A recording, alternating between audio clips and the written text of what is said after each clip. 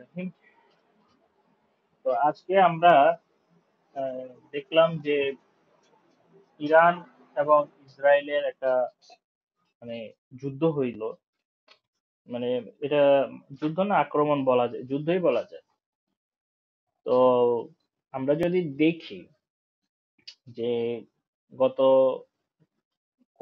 বছর খানিক ধরে নেতানিয়াহু একটা কথা বলে আসছেন যে মানে গত বছরেই নেতানিয়াহু যেটা বললো যে ইরান 1 বছরের মধ্যে পারমাণবিক বোমা তৈরি করতে পারবে।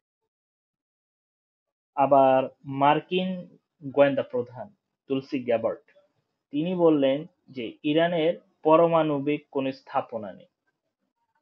দুইটা কিন্তু হাস্যরস্যকর একটা জিনিস যে তুলসি গ্যাবার্ট বলছে যে ওইখানে কোনো পারমাণবিক স্থাপনা নেই, কিন্তু নেতানিয়াহু বলতেছে ইরান 1 বছরের মধ্যে পারমাণবিক বোমা তৈরি করে ফেলতে পারবে।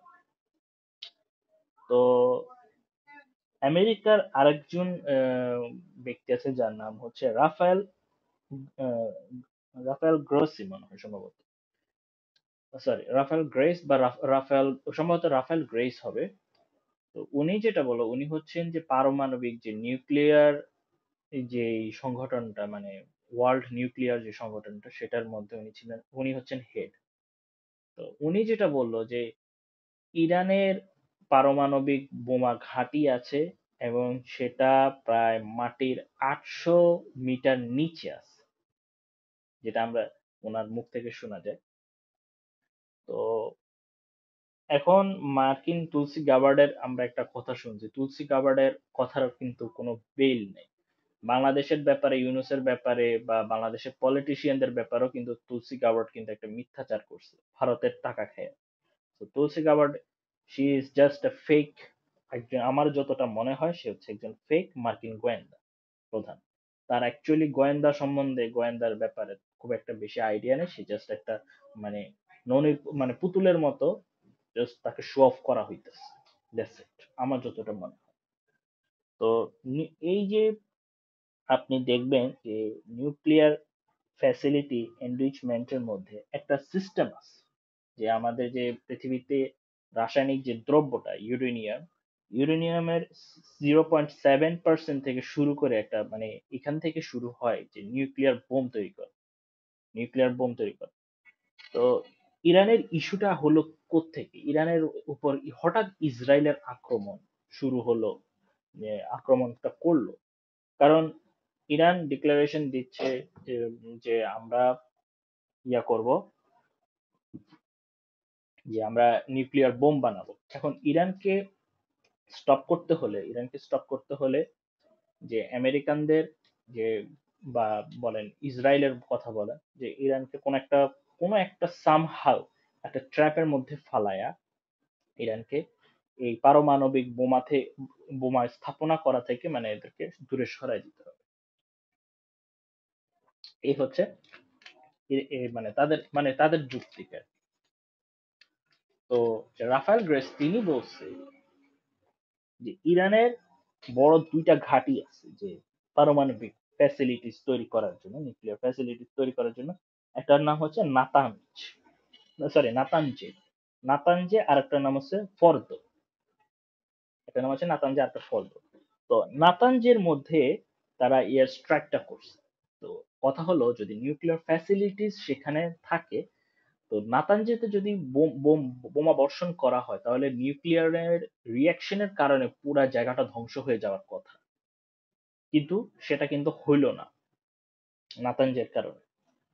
আর ফোর্দো যেটা বলা হইতেছে, যেটা রাফায়েল গ্রোসি বা রাফায়েল গ্রেস যে সম্ভবত, যিনি আছেন মানে আপনার নিউক্লিয়ার মানে সে প্রধান আর কি, নিউক্লিয়ার গবেষণা ক্ষেত্রের যে প্রধান, ওয়ার্ল্ড নিউক্লিয়ার গবেষণা ক্ষেত্রের প্রধান যিনি, তিনি বলতেছেন যে ফোর্দোটা মাটির 800 মিটার নিচে এটা এই কার্যক্রম করা হয়। এখানকার যে নিউক্লিয়ার ফ্যাসিলিটিস বা এনরিচমেন্টটা, সেটা কিন্তু মাটির 800 মিটার নিচে করা হয়।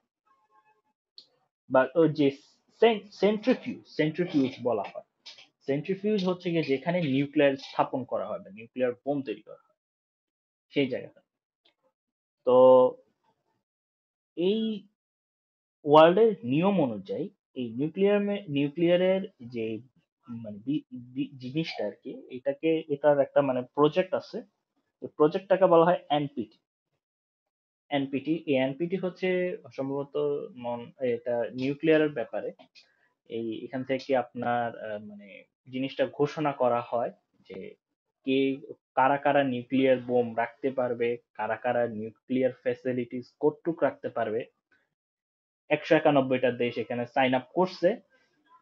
তো ধরেন হচ্ছে আমরা এখন কথা হলো যে এনপিটির মধ্যে মানে পশ্চিমা কয়েকটা রাষ্ট্র, America, Israel, America, great Britain, France, হ্যাঁ, এরা এরা আছে। তো এদের সাথে এরাই কেবল যারা 1968 সালের আগে যারা তৈরি করছে তারাই কেবল এখানে এরা তৈরি করতে পারে।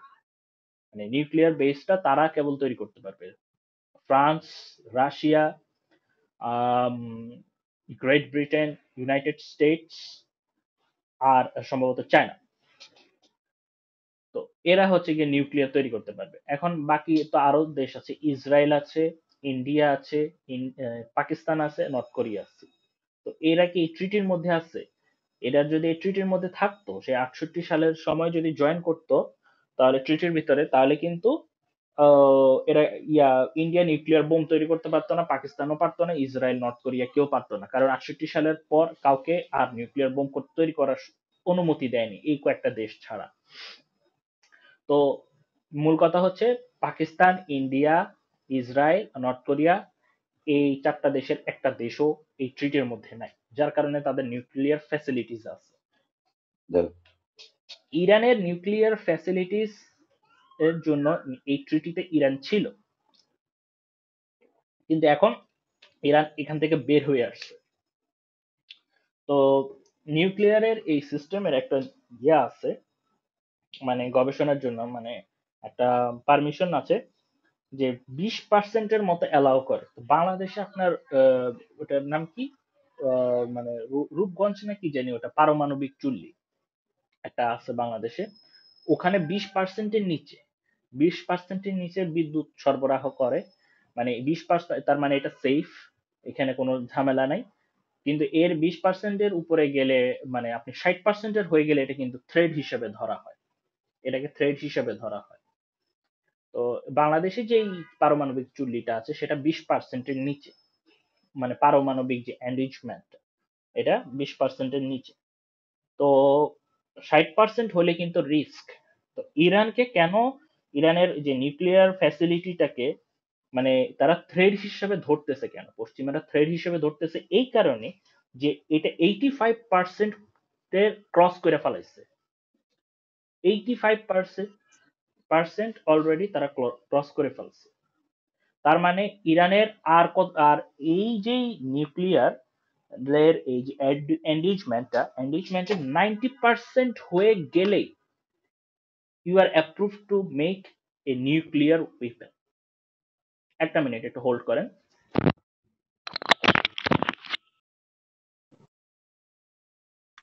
হ্যালো, আমার কথা কি শোনা যায়? হ্যালো, হ্যালো, আমার কথা কি শোনা যায়? হ্যাঁ, শোনা যাচ্ছে। তো এতক্ষণ আমি যেটা বললাম আপনি তো শুনতে পেয়েছেন না? হ্যাঁ, হ্যাঁ, পুরো মিটিংটাই শোনা যাচ্ছে। হুম। তো 90% হয়ে গেলে আপনি এটা পারমাণবিক বোমাতে রূপান্তরিত হয়, আপনি পারমাণবিক বোমা বানায় ফেলতে পারবেন। ইরানের 85% হয়ে গেছে কমপ্লিট, বলা হচ্ছে যে 85% ইরানের হয়ে গেছে, আর মাত্র 5% লাগে। আর মাত্র 5% হয়ে গেলে এটা কমপ্লিটলি পারমাণবিক বোমা হয়ে যাবে। সো ইরান কতগুলো তৈরি করছে we don't know, maybe Iran যেহেতু 85% বলতেছে তার মানে হয়ে গেছে এবং সেটা মাটির 800 মিটার নিচে। ক্যান ইউ ইমাজিন, আধা মাইল, 800 মিটার নিচে। এটা হচ্ছে গোয়েন্দা তৎপরতা থেকে এখানে জানা গেছে। এবং আমেরিকার একটা বোমা আছে যেটা ক্যারি করে B2 স্পিরিট বিমান। এটা হচ্ছে এটা খুব হাইপারসনিক, খুব পাওয়ারফুল সুপারসনিক একটা বিমান যেটা ক্যারি করে, যেটার নাম হচ্ছে B2 স্পিরিট। এবং এই B2 স্পিরিট GBO-57 বোমাটা ক্যারি করে। GBO-57, এই বোমাটা হচ্ছে পৃথিবীর মধ্যে এখন বর্তমানে মানে মাটিকে গভীর করার জন্য সবচেয়ে শক্তিশালী বোমা এ পর্যন্ত তৈরি হয়েছে GBO-57। এটা 100 মিটারে আঘাত আনতে পারে, মাটির 100 মিটার নিচে আঘাত আনতে পারে। তো হামাস ছিল 100 মিটার নিচে, এবং যে হামাসের টানেল গুলোর মধ্যে যখন GBO-57 ছোড়া হয়েছে, এটা পুরোপুরি ধ্বংস হয়ে গেছে। 100 মিটার কিংবা 150 মিটারের নিচে GBO-57 যাইতে পারে না। কিন্তু ইরান এটা জানতো, ইরান এটা বুঝতো, তাই ওরা 800 থেকে 1000 মিটার নিচে তাদের পারমাণবিক বেস বা পারমাণবিক আপনার এটাকে কি বলে জানেন, সরি, সেন্ট্রিফিউজ তৈরি করছে। এখন একটা জিনিস খেয়াল করেন আপনারা, এনপিটি যে সংস্থা আছে, এনপিটির হিপোক্রেসিটা দেখেন। হিপোক্রেসি বলতে ওদের তিনটা নিয়ম আছে, তিনটা নিয়ম। এনপিটির প্রধান নিয়ম হচ্ছে যাদের হাতে বোমা আছে তারা বাদে কেউ বোমা তৈরি করতে পারবে না। এটা তো সবাই জানে 1968 সালের এই ট্রিটির পর যে যারা যারা পৃথিবীর মোড়ল শক্তি আছে তারা বলে দিল যে আমাদের হাতে নিউক্লিয়ার বোম আছে, নিউক্লিয়ার ফ্যাসিলিটি আছে, আমরা বাদে আর কেউ তৈরি করতে পারবে না। আমরা যদি চাই তবে তাকে পারমিশন দেওয়া হবে। তাই এই ট্রিটি থেকে এই চারটা দেশ, নর্থ কোরিয়া, পাকিস্তান, ইন্ডিয়া এবং ইসরায়েল সরে গেছে। এখন ইরানের পালা, ইরান সরে যাবে খুব শীঘ্রই। ইরান ইরান অলরেডি ডিক্লারেশন দিয়ে দিছে আমরা সরে গেছি। তারপরে আপনি দেখেন তাদের আরেকটা হিপোক্রিসি দেখেন, যাদের হাতে বোমা তারাই কেবল বৈঠকে বসবে। মানে আর আলাদাকে তুমি ট্রিটেডে ঢুকাইছো, তুমি মিটিং এ ঢুকাইছো, কিন্তু যাদের হাতে বোমা কেবল তারাই কথা বলতে পারবে, আর বাদ বাকিরা বসে দেখবে। মানে আমরা সবাই হচ্ছে গোলাম, গোলামের 4 নম্বরের বাচ্চা। ওরা হচ্ছে সবগুলো হচ্ছে মালিক। ওরা ওরা যেটা বলবে আমরা সেটাই করব। আমরা পারমাণবিক চুল্লি বানাবো, আমরা সেখানে বিদ্যুৎ স্থাপন করব, কিন্তু বিদ্যুৎ থেকে গ্যাস স্থাপন করব, কিন্তু আমরা কোনো পারমাণবিক বোমা তৈরি করতে পারবো না, সেটা করতে দেবে না। এখন ইন্ডিয়া বলেন আর আমেরিকা বলেন, বাংলাদেশের কিন্তু পারমাণবিক চুল্লি আছে। পারমাণবিক যে এই যে সেন্ট্রিফিউজটা, এটা কিন্তু বাংলাদেশে আছে। এটা যেহেতু এটা এটা হওয়াটা খুব টাফ একটা জিনিস, সবার ক্ষেত্রে থাকে না। ইউরেনিয়াম সবার দেশে কম বেশি থাকতে পারে, কিন্তু পারমাণবিক চুল্লিটা এটা কিন্তু খুব ইম্পর্টেন্ট, এটা সব দেশে থাকে না। আমাদের দেশে কিন্তু পারমাণবিক চুল্লি আছে। এখন রাশিয়া যদি আমাদেরকে, রাশিয়া বলছিল হেল্প করবে, কিন্তু এখানে কয়েকটা কারণে স্থগিত হয়ে যায়। যদি এই জিনিসটা, যদি এই প্রসেসিংটা যদি রাশিয়া আমাদেরকে হেল্প করতে পারতো, বা আমরা এই প্রসেসিংটা যদি করতে পারতাম, বা সব বাধা উপেক্ষা করে সব মানে আপনার যে ওয়ার স্যাংশন, এগুলা যদি আমরা উপেক্ষা করে আমরা যদি এই পারমাণবিক কাজে অগ্রসর হইতে পারতাম, আমরা ডেফিনেটলি কমসে কম মোর দেন 50 নিউক্স আমরা তৈরি করতে পারতাম। বাংলাদেশ পারতো, এবং বাংলাদেশ ভারতকে থ্রেট দিতে পারতো যে আমাদের কাছে নিউক্স আছে, আমাদের কাছে ড্রোন আছে, আমাদের কাছে মিসাইল আছে। যে একবার নিউক্স তৈরি করতে পারবে তার কাছে missile, drone is very simple, এটা কোনো ব্যাপার না। তো ভারত আমাদেরকে থ্রেট দেয়, বাট পাকিস্তানকে দিতে পারে না। কেন দিতে পারে না? কারণ ওদের কাছে নিউক্স আছে। এবং এটার যে 3 নাম্বার যেটা শর্ত, সেটা হচ্ছে শান্তিপূর্ণ কার্যক্রমের জন্য ব্যবহার হবে। শান্তিপূর্ণ কার্যক্রম ব্যবহার জিনিসটা বুঝেন যে দুইটা, একটা হচ্ছে যে মানে আমরা যারা অন্যান্য যাদের যাদের কাছে যারা পারমিটেড না, আপনি দেখেন ওয়ার্ল্ডের পলিসি কি, সবাই অধিকার সমান, সবার অধিকার সমান, কিন্তু তারা এমন পলিসি তৈরি করছে যে শুধুমাত্র তারা ব্যতীত সবার অধিকার সমান, তাদেরটা একটু বেশি, তাদের তাদের অধিকারটা সামান্য একটু বেশি থাকবে, বাদ বাকি সবারটা সমান। তাহলে এরা কিসের ইকুয়াল রাইটস এর কথা বলে? তো আমরা কি কি করতে পারবো না, মানে আমরা কোনো নিউক্সের 20% এনরিচমেন্টের বেশি যেতে পারবো না, সরি এনরিচমেন্টের বেশি আমরা নিউক্সের বাইরে যেতে পারবো না, মানে নিউক্স প্রসেসিং এর মধ্যে। কারণ এরা যদি আমরা নিউক্সের অধিক 20%-এর বেশি অতিক্রম করি, তাহলে আমেরিকা আমাদেরকে স্যাংশন দিবে যে দেখো এরা কি বলে জানি নিউক্স নিউক্স নিউক্লিয়ার বোম তৈরি করতে যাইতেছে। কারণ 90% হয়ে গেলেই এটা অলরেডি নিউক্লিয়ার বোম। ইরানের 85%। এই কারণে ইরান সরে দাঁড়াইছে। তো যাই হোক, আপনারা সবাই থাকেন, আপনাদের সবার মুখ থেকে ইরান ইসরায়েলের ব্যাপারে আমরা কথা শুনবো। আপনারা সবাই এখানে থাকেন, আর কেউ যাবেন না, আমি অনুরোধ করব সবাই কেউ যাবেন না, আপনাদের সবার মুখ থেকে শোনা হবে।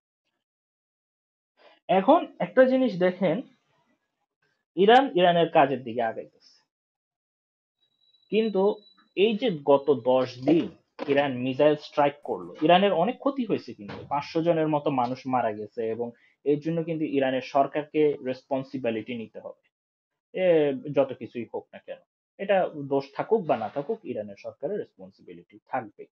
যে যে এখানে কিভাবে উম, এতগুলা মানুষ মরলো, বা এই এখন অনেকে বলতেছে যে ইসরায়েল কি ইরানের চাইতে বেশি ক্ষতি করে নাই? হ্যাঁ করছে ইসরায়েল। ইরান ইরান যতটা ক্ষতি করছে, ইরান তার চেয়ে বেশি, সরি, ইরানের বেশি ক্ষতিটা করছে ইসরায়েল। কিন্তু এখানে আরেকটা জিনিস লক্ষ্য করতে হবে, ইরানের যে নাতানজে, যে জায়গাটাতে মানে বোম্বিংটা করছে, পারমাণবিক যে আপনার যেই সিস্টেম, মানে যে চুল্লিটা, হ্যাঁ, পারমাণবিক আহ, যে সেন্ট্রিফিউজ, যে জায়গাটাতে, যে ইরানের ওই নাতানজেতে, এই দুটো হচ্ছে প্রধান, নাতানজে আর ফোর্দো। ফোর্দোটা মাটির গভীরে, নাতানজেটের উপরে আছে। নাতানজেতে যে আক্রমণটা করলো ইসরায়েল, এইটাতেই যে ক্ষতিটা হয়েছে, সে ক্ষতি হিসাব করলে ইরান যেটা বলতেছে যে এই ক্ষতি 2-3 দিনের মধ্যে আমরা পূরণ করে ফেলতে পারবো, আমাদের তেমন কোনো ক্ষতি হয়নি। আমাদের যে ফোর্দোটা এখনো সেফ আছে, ফোর্দোটা এখনো ব্লাস্টিং করতে পারেনি ইসরায়েল, কিন্তু বিনিময়ে আমাদের বেশ কিছু মানুষ মারা গেছে, শহর ধ্বংস হয়েছে, বিমান ঘাঁটি ধ্বংস হয়েছে।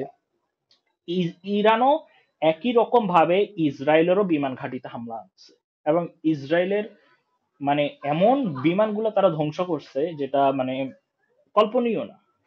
সেটার ছবি আছে যে অনেক মানে হাইপারসনিক বিমান, ওগুলার উপর কিন্তু হামলা করছে, বিমান ঘাঁটিতে হামলা করছে, মোসাদের হেডকোয়ার্টারে হামলা করছে, এবং ওই বিল্ডিংটাকে ধসাই দিছে ইরান। ওই ছবিটা আপনারা দেখতে পারছেন, গ্রুপে আমি শেয়ার করছি, যে মোসাদের ওই যে জায়গাটা, ওইটাকে ধ্বংস করছে ইরান। তারপরে হচ্ছে ইসরায়েলের বিভিন্ন, তেল আবিবের বিভিন্ন শহরের বড় বড় স্থাপনাগুলোর মধ্যে আক্রমণ আনছে, মানে কামিকাজি ড্রোন, কিংবা আপনার হচ্ছে আরো আরো যে ইরানের বেশ ভালো ভালো ড্রোন, এগুলা। একটা মিনিট হোল্ড করেন, এক্সকিউজ মি।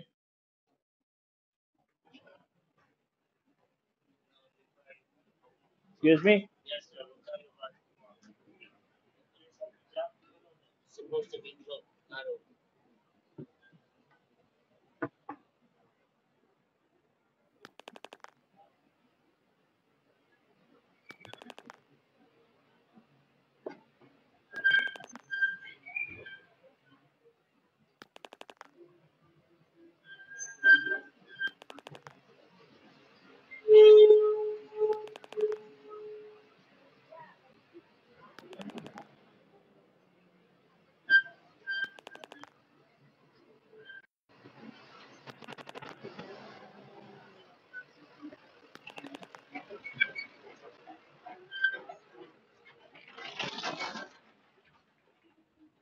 হ্যালো,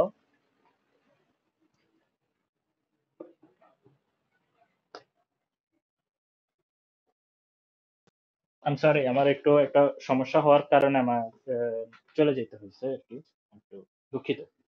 আপনারা থাকেন। তো যে হামলাগুলো করছে এই 10 দিন ব্যাপী হামলাগুলো করার কারণে ইসরায়েলের কিন্তু ব্যাপক ক্ষতি হয়েছে। এখন প্রশ্ন আসে, ইরান 10 দিন ধরে আহ, ইরানে হামলা আসতেছে, ইরান ইসরায়েলকে হামলা করতেছে, তো ইউনাইটেড স্টেটস ইউনাইটেড স্টেটস কেন এই 10 দিনে তারা আগিয়ে আসলো না? বা এই যে যখন আমরা যদি দেখি যে নাইনটিজ এর ওয়ার গুলাতে সাদ্দাম হোসেন যখন ইসরায়েলের ব্যাপারে বেশ প্রসার হলো, তখন কিন্তু আমেরিকা কিন্তু চলে আসছে। আমেরিকা জাস্ট একটা অজুহাত দিছে যে ঠিক আছে, তোমরা কুয়েত দখল করো, নো প্রবলেম, কিন্তু তোমরা ইয়া করো। We'll be right back, guys. We're just gonna go grab lunch. You good? You want a soda or something? না, ওই গুড ওই All গুড। right. যেটা দেখছি যে মানে যে ওদের যুদ্ধের সময় কিন্তু আমেরিকা কিন্তু ওই একটা অজুহাত দিয়ে বললো, যে সাদ্দাম হোসেনকে বললো যে তুমি কুয়েত দখল করো, অসুবিধা নেই, এটা মিডল ইস্টের কোনো ব্যাপারে আমরা নাক গলাবো না, তুমি তোমার কাজ করতে পারো। এবং যখনই সাদ্দাম হোসেন কুয়েতটা দখল করলো, যখনই তাদের ট্যাঙ্ক গুলো কুয়েতের ভিতরে ঢুকলো, তখনই দেখলেন যে আমেরিকানদের যে নৌঘাটির বেসটা সঙ্গে সঙ্গে কিন্তু কুয়েতে সৌদি আরবে আসলে এবং সাদ্দাম হোসেনের ব্যাপক ক্ষতিগ্রস্ত করছে। এটা ছিল জাস্ট ইসরায়েলকে সামহাও প্রোটেকশন দেওয়াটা ছিল তাদের মূল টার্গেট।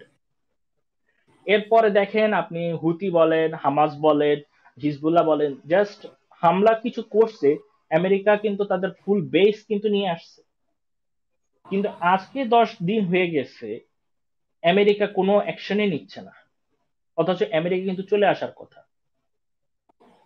তো আমরা একটা জিনিস শুনতে পাই যে রাশিয়া ইরানকে প্রশ্রয় দিয়েছে। আবার রাশিয়া এই কাজ করবে না, তো রাশিয়া তো আবার সাদ্দাম হোসেনকেও প্রশ্রয় দিয়েছিল যে তুমি যাও, আমরা তোমার সাথে আছি, তুমি আমেরিকার সাথে লাগো, অসুবিধা নেই, আমরা তোমার সাথে আছি। পরবর্তীতে রাশিয়া মুখ ফিরিয়ে নিচ্ছে। এখন রাশিয়া কি ইরানকে আবার সেই দিকে ঠেলে দিচ্ছে না তো? কিন্তু রাশিয়া, আমার যতটা মনে হয় যে রাশিয়া কিন্তু তাদের একটা বেস সিরিয়া থেকে হারিয়ে ফেলেছে। এবং এই জিনিসটা যে সিরিয়ার যে আসাদ সরকারের পতন হওয়ার কারণে কিন্তু রাশিয়া কিন্তু সিরিয়ার উপর বেশ ক্ষিপ্ত, এবং ইরানও বেশ ক্ষিপ্ত, কারণ ইরানের প্রক্সি ছিল আসাদ সরকার, সেইটা কিন্তু সরে যাওয়ার পরে ইরানও কিন্তু ক্ষিপ্ত, দুইটা দেশই কিন্তু সিরিয়ার উপর ক্ষিপ্ত। অতএব এই দুই সম্পর্ক কিন্তু যখন সিরিয়া পতনের কারণে রাশিয়া এবং ইরানের সম্পর্কটা কিন্তু আর একটু জটিল থেকে আর একটু মধুর করছে, ভালোর দিকে আসছে। তো এখন দেখা যাক বাকিটা কি হয়, কারণ আমি যতটুকু বিশ্বাস করি যে মানে বাস্তবতা যেটা সেটা হলো,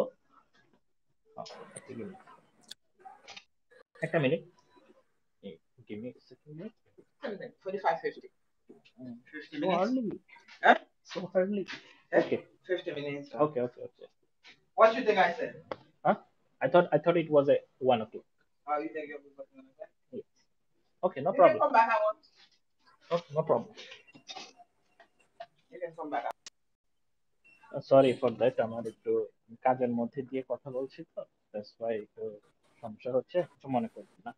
যে দেখেন, এই কনফ্লিক্টেশনটা তৈরি হয়েছে কিন্তু রাশিয়ার যে কনফ্লিক্টেশনটা, রাশিয়া ক্ষিপ্ত কেন? কারণ রাশিয়া কিন্তু তাদের একটা অঞ্চল হারায় ফেলেছে, প্রক্সি অঞ্চল হারায় ফেলেছে, ইরানেরও কিন্তু ওই একই অঞ্চল। এখন তুরস্ককে আমরা দেখতে পাই, তুরস্ক ইসরায়েলের সাথে লড়বে। তুর্কি প্রেসিডেন্ট তুরস্ক নিশ্চিত করছে যে না, আমরা ইরানের পক্ষে আছি, তো আমরা ইরানকে সাহায্য করব। পাকিস্তানও একই কথা বলছে।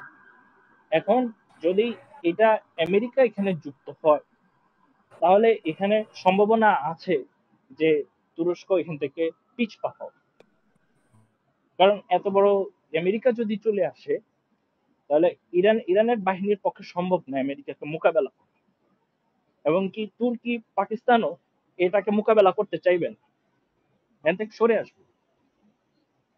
তো তুর্কি যতই বলুক না কেন, আমরা ইসরায়েলের সাথে এই এই এই সময় ইরানের সাথে যুক্ত হয়ে ইসরায়েলের বিরুদ্ধে আমরা যুদ্ধ করি, যতই বলুক না কেন। কিন্তু আমেরিকানরা যখন, আমেরিকান নৌঘাঁটি বা আমেরিকান বেস যখন চলে আসবে তুর্কি, তখনই পিছপা হবে, দ্যার ইজ নো ডাউট। এবং কারণ এটা হচ্ছে যে আমেরিকার শক্তি ছাড়া ইসরায়েল অচল। প্রকৃতার্থে প্রকৃতার্থে আমেরিকার শক্তি ছাড়া ইসরায়েল সম্পূর্ণ অচল।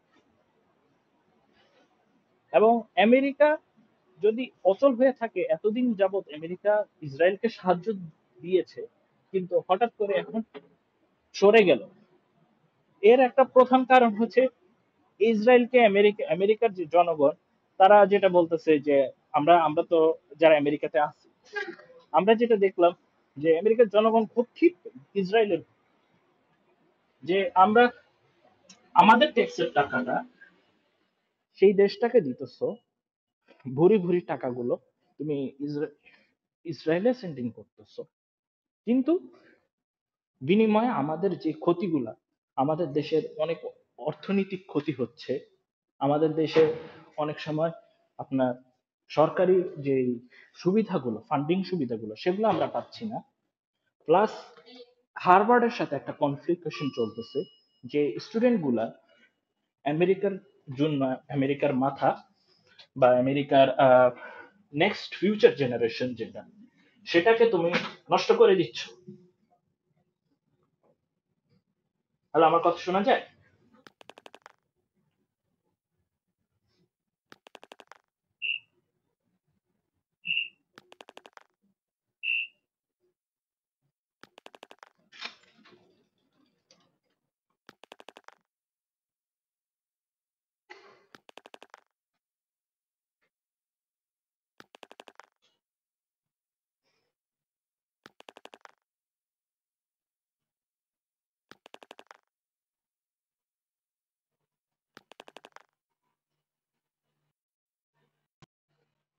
সরি, আমার একটু লাইনে ডিস্টার্ব করছিল। যে যে আমেরিকার হার্ভার্ডের যে ইউনিভার্সিটির যে স্টুডেন্টরা আছে, তারা হচ্ছে গিয়ে আমেরিকার ফিউচার। এবং ইসরায়েলের কারণে মানে তাদের ফিউচার গুলো নষ্ট করে দিচ্ছে। এবং এতে করে আমেরিকার মেধা শূন্যতার দিকে চলে যাওয়ার মতো। আমেরিকা এই কারণে আরেকটা কারণ হচ্ছে যে আমেরিকার ইসরায়েলকে প্রোটেকশন দিতে গিয়ে আমেরিকা বরঞ্চ আরো মানে তাদের যে একটা রিটিয়াল, তাদের যে একটা ক্ষমতা আছে, যে আপনার যে পৃথিবীতে একটা তাদের আধিপত্য বা মানে তাদের একটা মানে দাম্ভিকতা যে তারা দেখাতে পারত, সেটা কিন্তু কমে যাচ্ছে। কারণ সবাই মুখ ফিরিয়ে নিচ্ছে, সবাই এটা বিদ্রুপ করছে। তাদের মানে ব্যবসায়িক ক্ষেত্রে তারা ক্ষতিগ্রস্ত হচ্ছে শুধুমাত্র এই একটা ইসরায়েলকে সাপোর্ট দেওয়ার কারণে। এবং ঘুরে ফিরে মানে তাদের যে ব্যবসায়িক পণ্য, সেগুলো তো তাদের ক্ষতি হচ্ছে। আমেরিকার যেসব ব্যবসায়িক পণ্যগুলো, সেগুলো তো তাদের ক্ষতি হচ্ছে। এবং তারা যথেষ্ট পরিমাণে ট্যাক্স বসাতে পারছে না বিকজ ফর ইসরায়েল। এবং আপনারা যদি দেখেন, আমেরিকার এই নির্বাচনটাতে একটা মানে যেখানে সকল আমেরিকানরা একটা সময় সম্পূর্ণভাবে ইসরায়েলকে সাপোর্ট করতো, সেখানে কিন্তু এখন আমেরিকানদের ভোটের মধ্যেও বাধা সৃষ্টি হয়ে গেছে। একটা বাধা সৃষ্টি হয়েছে, একদল ইসরায়েলের বিপক্ষে চলে গেছে অলরেডি। বিশেষ করে আমেরিকার কংগ্রেসম্যান যারা আছে, কংগ্রেসম্যানরা হচ্ছে কি আপনার ইসরায়েলিদের হাতের পুতুল। ইসরায়েলিদের হাতের পুতুল। তারা এই কংগ্রেসম্যানশিপের জন্য যথেষ্ট পরিমাণে অর্থ প্রদান করে। এবং ইসরায়েলি বা জায়নবাদীরা যেটা বলে, আমেরিকান কংগ্রেসম্যানরা ওটাই করে। এবং আমেরিকার বিলটা ওইভাবে পাশ করা হয়। তাই আমেরিকার জনগণের সাথে আমেরিকান কংগ্রেসের একটা মানে মানে একটা সংঘাত তৈরি হয় শুধুমাত্র। দ্যাটস ওয়াই আমেরিকা এই ইয়াতে নিজেদেরকে ইনক্লুড করতে একটুবারে মানে হিমশিম খাচ্ছে। আর একটা হচ্ছে আমেরিকানদের যে মেক আমেরিকা গ্রেট অ্যাগেইন, মাগা যে ইয়াটা ছিল ডোনাল্ড ট্রাম্পের। ডোনাল্ড ট্রাম্প একটা জিনিস প্রথমতই বলে দিছে যে যে আমি নেতানিয়াহুকে বলেছি যে এই যুদ্ধ থেকে সরে আসতে, কিন্তু নেতানিয়াহু শুনেনি আমার কথা। হ্যাঁ, ডোনাল্ড ট্রাম্পের একটা কথা ছিল যে ভোটের সময় আমি এসে এখানে যুদ্ধ বন্ধ করব। আমেরিকার যে যুদ্ধের জন্য যে টাকাগুলো ঢালে, যে অর্থগুলো খরচ করে, আমেরিকার মানুষের পিছনে না খরচ করে অন্য দেশগুলো পিছনে খরচ করে, আমেরিকা সেটা বন্ধ করবে। সেটা থেকে সরিয়ে নিয়ে এনে আমেরিকার পিছনে ঢালবে। এই একটা ইস্যু আছে, যার কারণে এখান থেকেও কিন্তু ডোনাল্ড ট্রাম্প চাপ খাচ্ছে। যদিও ডোনাল্ড ট্রাম্প ইসরায়েলের কথা মতো উঠে বসে, তারপরে এখান থেকে কিন্তু একটা চাপ আসছে যে তুমি এতগুলা সেনা পাঠাবা, এতগুলা সোলজার পাঠাবা ইসরায়েলের জন্য, ইরানে যুদ্ধ করার জন্য, সেখানে আমাদের টাকা খরচ হইতেছে, আমাদের অনেক বেসের জিনিস কিন্তু নষ্ট হইতেছে। তো তো দিন শেষে ক্ষতি কার হইতেছে? ইনভেস্টমেন্টে ক্ষতি কার হইতেছে? আমাদেরই হইতেছে।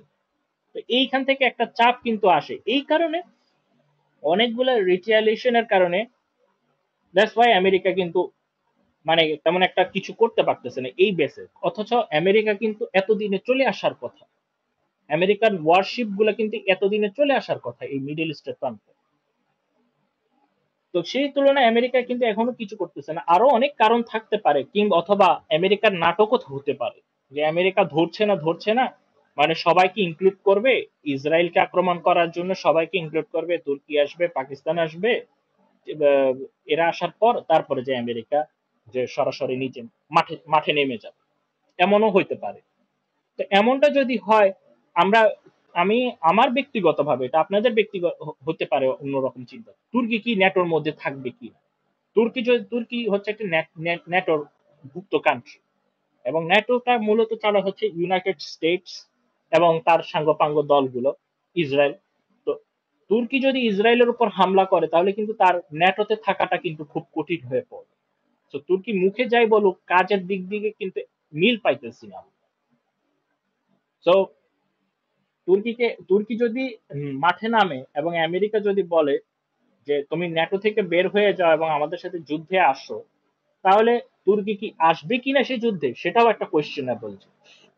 ঠিক একই ক্ষেত্র পাকিস্তানেও কিন্তু পাকিস্তানের জনগণ না, পাকিস্তানের যে গভর্নমেন্ট, সেটাও কিন্তু একটা আমেরিকানের মানে আমেরিকানদের একটা মানে পুতুল বলা যায়, পুতুল সরকার বলা যায়, যে ইমরান খানকে সরাই দিয়েছে আমেরিকার বিরুদ্ধে কথা বলার কারণে।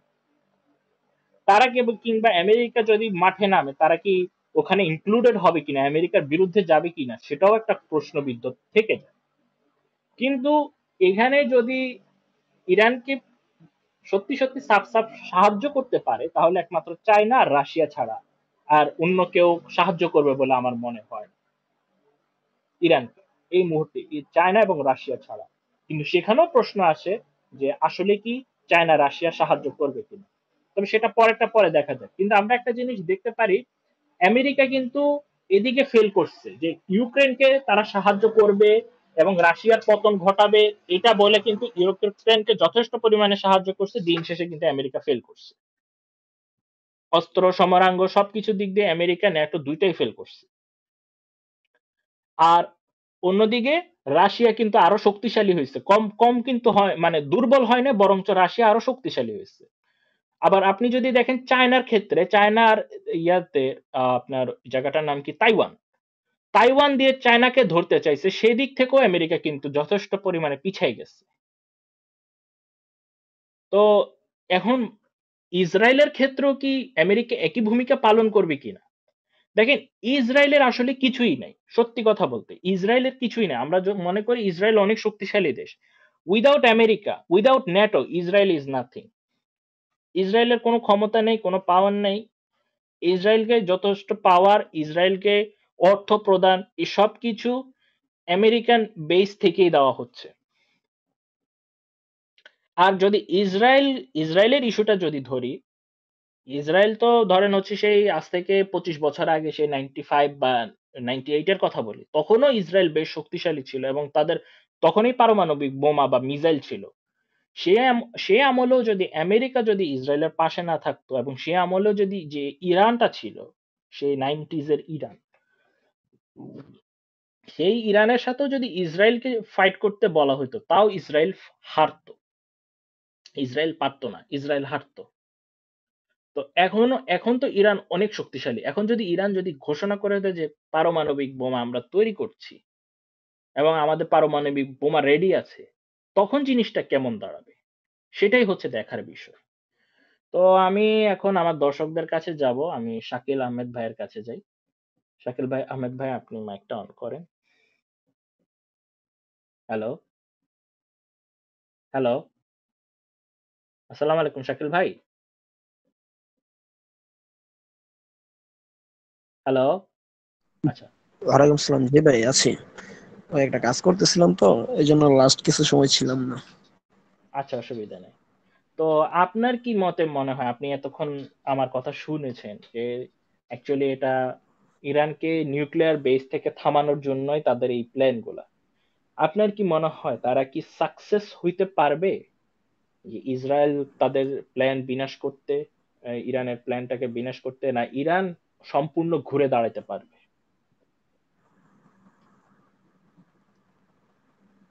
আসলে আমার মনে হচ্ছে আসলে যুদ্ধটা কেন হচ্ছে আগে এটা একটু বোঝা দরকার, বা এর আগের অনেক দিন আগের প্রেক্ষাপট কি এটাও একটু জানা দরকার। ঠিক আছে, যেমন ধরেন একেবারে ইসরায়েলের জন্ম থেকেই ইরান কোন পক্ষে ছিল, বা ইসরায়েল তো ইসরায়েলি, তারা পশ্চিমাদের মদদে তারা রাষ্ট্রটা গঠন করতে পারছে জারজ রাষ্ট্র, কিন্তু ইরান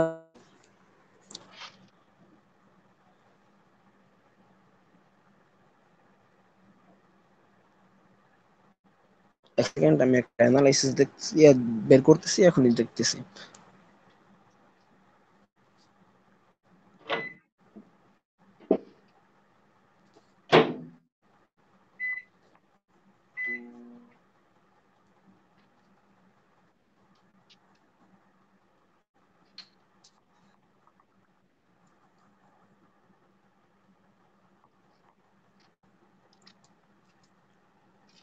জি, আমাকে কি শোনা যায়?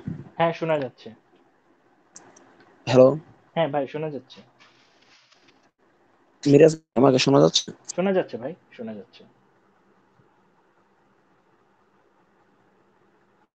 শোনা যাচ্ছে, আপনি বলেন।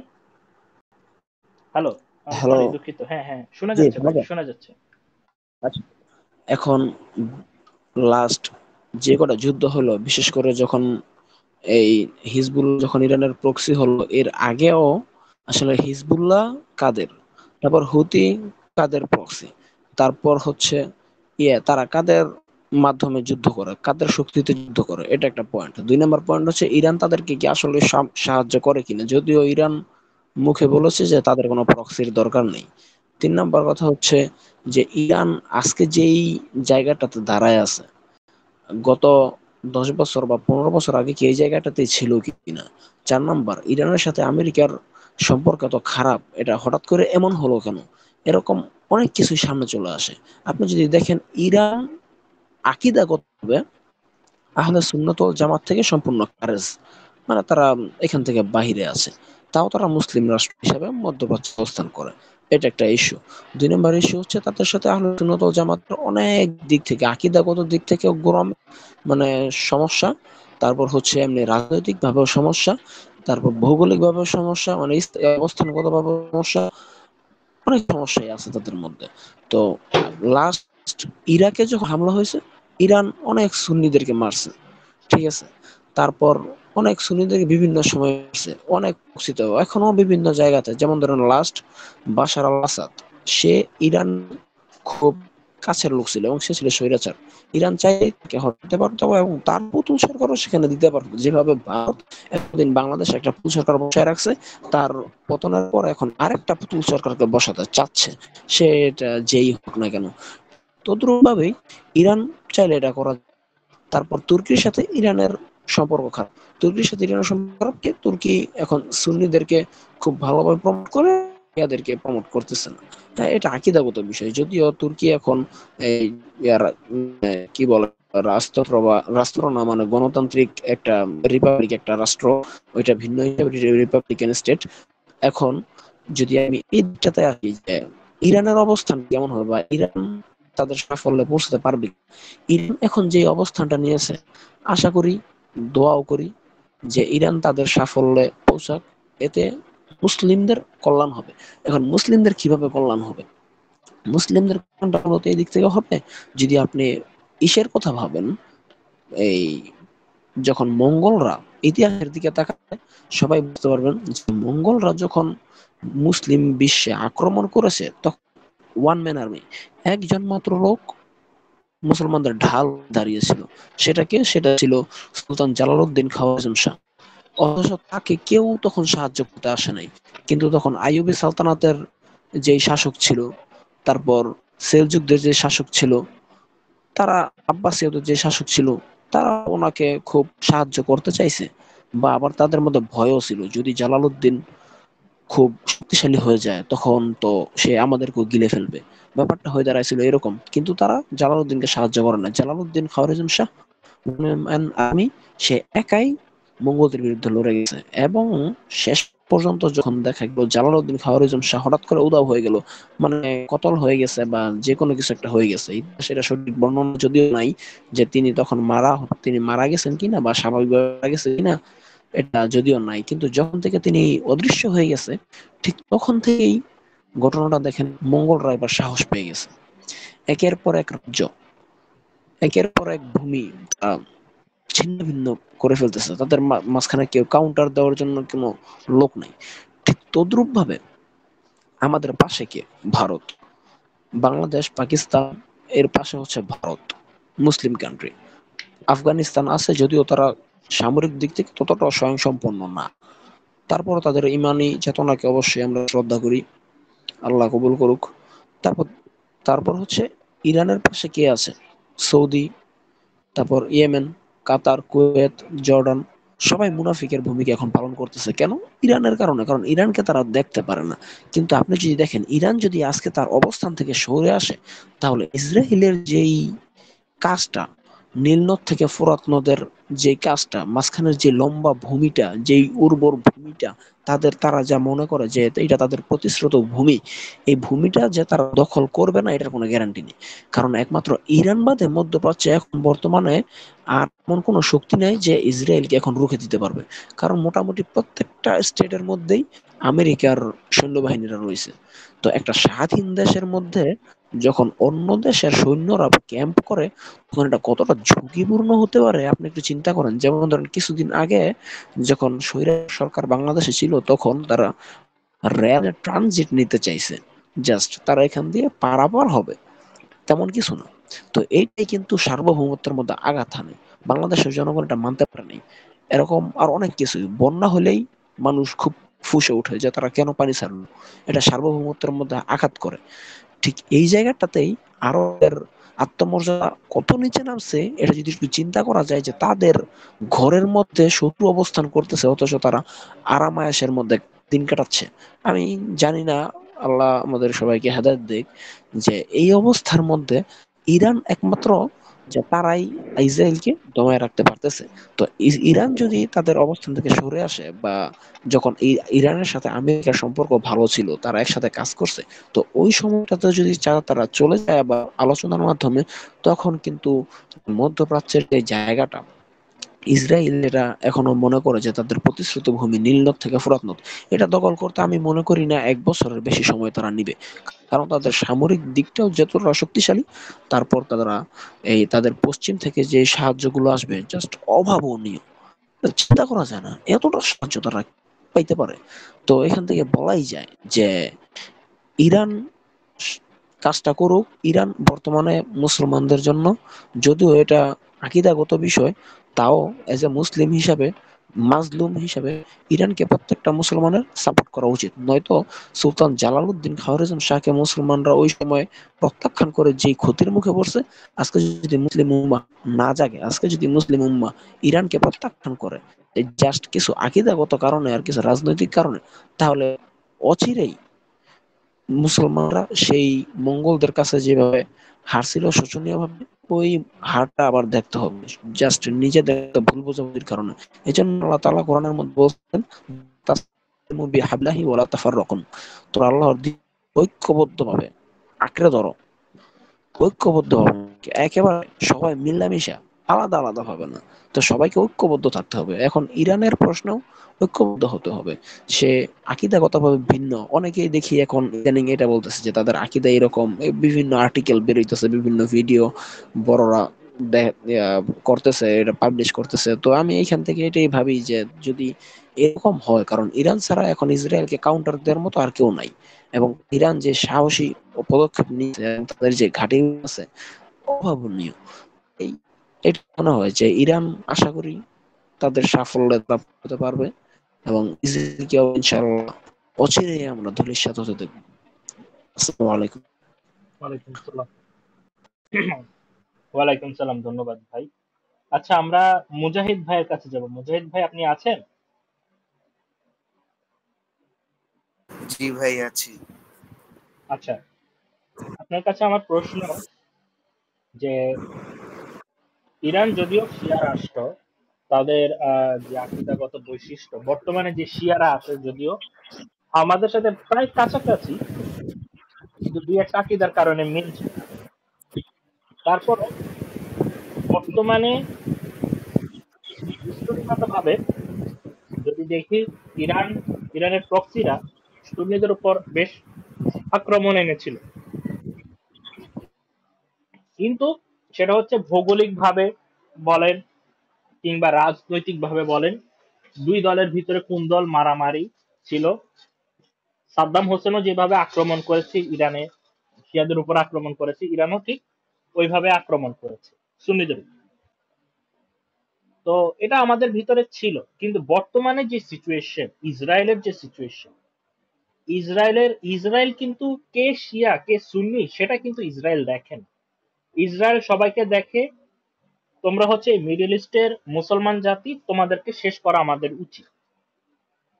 তো ইসরায়েল সেটাই করে, ইসরায়েল কাউকে ছাড় দেয় না। তো এই বর্তমান অনুযায়ী আপনি কি ভাইয়ের সাথে একমত যে আমরা ইরানের পক্ষে দাঁড়াতে পারি এবং আমাদের উচিত আগে আকীদাগত ভুলে এই মুহূর্তে ইসরায়েলকে রুখা?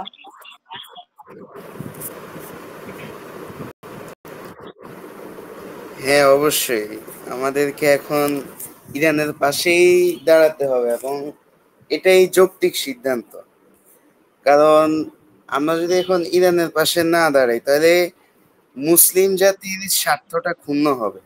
আমাদেরকে আগে দেখতে হবে তারা মুসলিম কিনা, এখানে দেখতে হবে সবচেয়ে বড় করে হলো মুসলিমদের স্বার্থ। আমাদের বিতর্কার ঝামেলা হলে সেটা ভিন্ন কথা, কিন্তু যখন আহ মানে স্বার্থটা যখন মুসলিমদের আসবে তখন আমাদের মুসলিমদের ঐক্যবদ্ধ হতে হবে। ঐক্যবদ্ধ যদি না হই তাহলে আমরা ধ্বংস হয়ে যাব। এক প্রকার এই যে এর নিদর্শন আমরা অনেক দেখছি আগে, অনেক অনেককে ধ্বংস করে দিছে। সেই আলাপে না যাই, যেহেতু সময় কম। তো উনার কথাটা ঠিকই আছে, আমাদের এখন ইরানকে সমর্থন করতে হবে। এরপরে আমাদের মধ্যে ঝামেলা হলে সেটা ভিন্ন কথা, কিন্তু ইসরায়েল যে এখন ইসরায়েল বা ইরানের যে যুদ্ধ লেগে গেছে, এখানে অবশ্যই আমরা ইরানকে সমর্থন করব, বা আমরা চাইলে ইরানকে সহযোগিতাও করব। কারণ এটা ultimately হলো মুসলিমদের সাথে কাফেরদের যুদ্ধ। এরপরে শিয়া সুন্নি যুদ্ধ হলে সেটা ভিন্ন, বা আল্লাহ না করুক এরকম কিছু না হোক সেটা ভিন্ন কথা। তবে এই জায়গায় আমাদের মুসলিমদের এক হতে হবে। কে কে শিয়া এটা দেখার দরকার নাই। হ্যাঁ, একটা জিনিস শুনলাম যে মুসলিমদের নিয়ে একটা বাহিনী হবে, শুনলাম ইরান নিয়ে, ইরান পাকিস্তান এদেরকে নিয়ে। এটা হলেও একটা ভালো হবে, মুসলিমদের একটা ঐক্যবদ্ধ থাকার ইয়ে থাকবে। তবে একদম পুরো মিশে যাওয়া যাবে না, কারণ আমাদেরকে ইরানকে পুরো চিনে রাখতে হবে। ইরান হলো শিয়া রাষ্ট্র এবং তারা আহলে সুন্নাত ওয়াল জামাতকে এক প্রকার দেখতে পারে না। ওরা মানে অনেক আহলে সুন্নাত ওয়াল জামাত হত্যা করছে এবং করতেছে, এখানে মনে রাখতে হবে। তাহলে জিনিসটা কি দাঁড়াইলো, আমরা অবশ্যই ইরানের সাথে ইসরায়েলের যে যুদ্ধ বা এই যে একটা টানপোড়েন চলতেছে, দুইটা পক্ষই অবশ্যই ইরানকে আমরা সমর্থন করব, কিন্তু আবার ইরানের সাথে গা ভাসায় দিব না। আমরা সমর্থন করব জাস্ট যেহেতু এটা আলটিমেটলি মুসলিমদের স্বার্থ।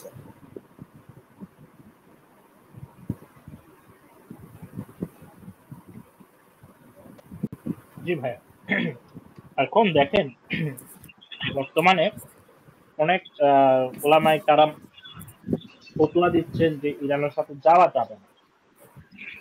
এখন ভালো কথা, ইরানের সাথে আমরা যেতাম না যদি ইরান কোন সুন্নি ভাইদের উপর হামলা করতো, সুন্নি মতাদর্শের যারা মানুষ, তারা হয়তো যেত না। কিন্তু বিষয়টা হচ্ছে ইসরায়েল ভার্সেস ইরান। এখন সকল মাওলানারা ফতোয়া দিচ্ছেন যে ইরানের সাথে যাওয়া যাবে না, ওনারাই কিন্তু ফতোয়া দিয়েছিল যে ইয়ার সাথে কি বলা যায় না আপনার হামাস এরা হচ্ছে বেদাতি, অথবা এরা খারেজ হয়ে গেছে, ওনারা ফতোয়া দিচ্ছে যে হামাস খারেজি হয়ে গেছে। ভালো কথা, হামাস খারেজি হয়ে গেছে, ইরান খারেজি হয়ে গেছে, তাদের সাথে আমরা যেতে পারবো না।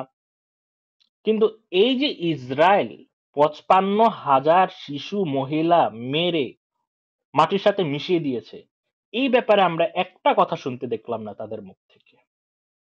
বা যে সুন্নি রাষ্ট্র, বুঝলাম যে শিয়া রাষ্ট্ররা ইসরায়েলের সাথে যুদ্ধ করছে, কিন্তু সেখানে সুন্নি রাষ্ট্রদের হাত নাই কেন? সুন্নি রাষ্ট্রগুলোর কর্ম নাই কেন সেখানে? সেখানে তো উচিত ছিল সুন্নি রাষ্ট্রদের থাকা, সেটা কেন হয়নি? সে ব্যাপারে একটু ব্যাখ্যা করেন ভাই, যদি করতেন আমাদের ভালো হতো। শর্ট করে বলেন, আমার নেটওয়ার্ক কারণে ঠিক করে শুনতে পারিনি। না, আমি বলছি যে ওনারা ফতুয়া দেয় ইরানের সাথে যাওয়া যাবে না, হামাসের সাথে যাওয়া যাবে না, হিজবুল্লাহর সাথে যাওয়া যাবে না, হুতিদের সাথে যাওয়া যাবে না। তাহলে যে যে রাষ্ট্রগুলোর কথা বলছে, যে সৌদি আরব, ওমান, কাতার, যে মুসলিম রাষ্ট্রগুলো আছে, মিশর আছে, তাহলে তারা কেন কিছু করছে না এবং তাদের পক্ষে কোনো, তাদের বিরুদ্ধে কেন ফতুয়া দিচ্ছে না?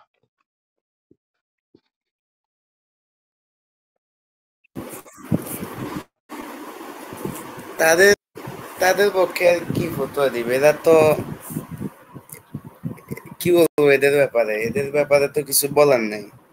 হয়তো এমন কেউ ফতোয়া দিছে যে হলো কট্টর সুন্নি বা এরকম কিছু, শিয়াদের সাথে যাওয়া যাবে না বা এই সেই, এদের কথা তো কেউ ইয়া করে না। হামাস ধরলাম, হামাস ওদের কথা অনেক কিছু করে, কিন্তু আমরা কি দেখবো এখন? আমরা আমরা এখন দেখবোটা কি? ওরা কাল ইসরায়েলের বিরুদ্ধে দাঁড়াইছে, তারা এখন ওটা না দেখা ওটা দেখতে আছে। মানে এটা হইলো একটা, কি বলবো, কি বলবো, আর কিছু মুখের ভাষা নাই। ওরা ওরা হইলো সৌদি আরবের, এরপরে কাতারের, এদের ব্যাপারে তো বলবে না, এরা হইলো এদের দালাল।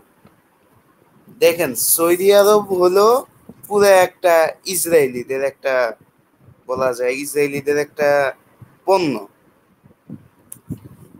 কাতার, এরপরে সৌদি আরব, এই এগুলো হলো সব ইসরায়েল পন্থী। এখন এগুলোর ব্যাপারে তো আর বলার কিছু নাই। তো এরা, এদের ব্যাপারে তো ফতোয়া দেওয়ার মানে, এদের পক্ষে ফতোয়া দেওয়ার তো কোনো প্রশ্নই আসে না। এরা তো মুখে হয়তো একটু চোখ রাঙায় হয়তো, কিন্তু ভিতর দিয়ে তো আসলে ওরা ইয়ে করে, মানে এক প্রকার ওরা আমাদের সাথে ঠাট্টা করে থাকে। ওরা সামনে দিয়ে হয়তো বলে এই এই কঠোর হুঁশিয়ারি এই সেই, কিন্তু ওরা আলটিমেটলি পশ্চিমাদের দালাল। তো সেখান থেকে কি ইরান আর হামাসরা কি ভালো না? ধরলাম ইরান আর হামাসের আকিদা খারাপ, সৌদি আরবের আকিদা ভালো, ওদের কত ভালো আকিদা হয়ে গেছে, মুসলমানদের উপর নির্যাতন করতেছে, কিন্তু ওরা চুপ করে বসে রয়েছে। ওদের আকাশ পথ দিয়ে ইয়া যাইতেছে, মিসাইল যাইতেছে, কিছু বলতেছে না। তো কি দাঁড়াইলো? ওদের আকিদা যতই ভালো হোক, ওরা যেটাই করুক, কিন্তু এটা হলো আসলে এখানে মাপকাঠি না। মাপকাঠি হলো কে আসলে মুসলমানদের স্বার্থে দাঁড়াইছে। ধরলাম একজন শিয়া, একজন মুসলিম এখানে নির্যাতিত হচ্ছে, তাকে ধরছে, কিন্তু একজন সুন্নি, ধরলাম সুন্নি হলো হক, আর শিয়া ধরে নিলাম হলো খারাপ, বা এরা খারেজি ধরলাম। তাহলে এখানে ভালো হইলো সেই যে মুসলমানদের নির্যাতনের বিরুদ্ধে দাঁড়াইছে। ওদের কথার কোনো ভিত্তি নেই, ওদের কথা শুনেও লাভ নেই, এগুলো জাস্ট সময় নষ্ট। তাহলে মূল কথা কি দাঁড়াইলো? সৌদি আরব বা কাতার, এরা যারা দেশ আছে, আবার জর্ডান, এরা মুসলিম দেশ, মুসলিম কান্ট্রি, বললাম ওদের আকিদাও ভালো, ওদের ব্যাপারে কিছু বলে না ওরা, মানে ওদের আকিদা ভালো আছে, ঠিক আছে। আবার ওরা আবার বলে হইলো ইরানের শিয়া এরা খারাপ, এদের সাথে করা যাবে না, এদের সাথে এদেরকে সমর্থন করা যাবে না, এদের সাথে থাকা যাবে না, এদের সাথে যুদ্ধে অংশগ্রহণ করা যাবে না। এটা হলো পুরো একটা কি বলবো, এটা মনে হয় ইসরায়েলের একটা দালালি। তাইলে মূল কথা যেটা বাইরেছে সেটা হলো মানে যারা মুসলমানদের স্বার্থে দাঁড়াবে আমরা তাদের সাথেই দাঁড়াবো, এবার সে যেই হোক। রাজনৈতিক প্রেক্ষাপটে ধরেন রাশিয়া মুসলমানদের স্বার্থের জন্য দাঁড়াইছে, মানে পাশে আছে। ধরেন বলয় হলো আমেরিকা যেদিকে, রাশিয়া তার উল্টা দিকে ধরলাম। এখন উল্টা দিকে হয়ে গেছে মুসলমানদের সাথে, তো রাশিয়া আমাদের সাথে আছে, তো আমরা রাশিয়াকে সমর্থন করবো। মুসলমানদের স্বার্থ সবার আগে, যে মুসলমানদের স্বার্থে দাঁড়াবে আমরা তার সাথে থাকবো, যে থাকবে না তার সাথে থাকবো না। এবার যদি ইরান মুসলমানদের সাথে থাকে, মুসলমানদের স্বার্থের জন্য কাজ করে, তাহলে আমরা ইরানের সাথে আছি। আর যদি সৌদি আরব যদি কাজ না করে, কাতার যদি না কাজ করে, তাহলে ওদের সাথে আমরা নাই, শেষ কথা। এবার এসব মৌলবীদের ফতোয়া শুনে কোনো লাভ নাই।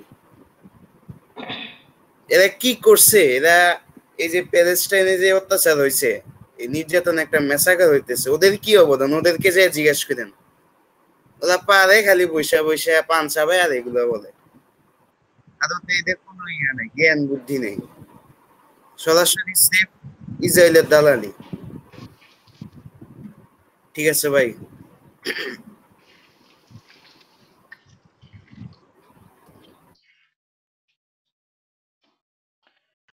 জি, ধন্যবাদ ভাইয়া আপনাকে বক্তব্য দেওয়ার জন্য।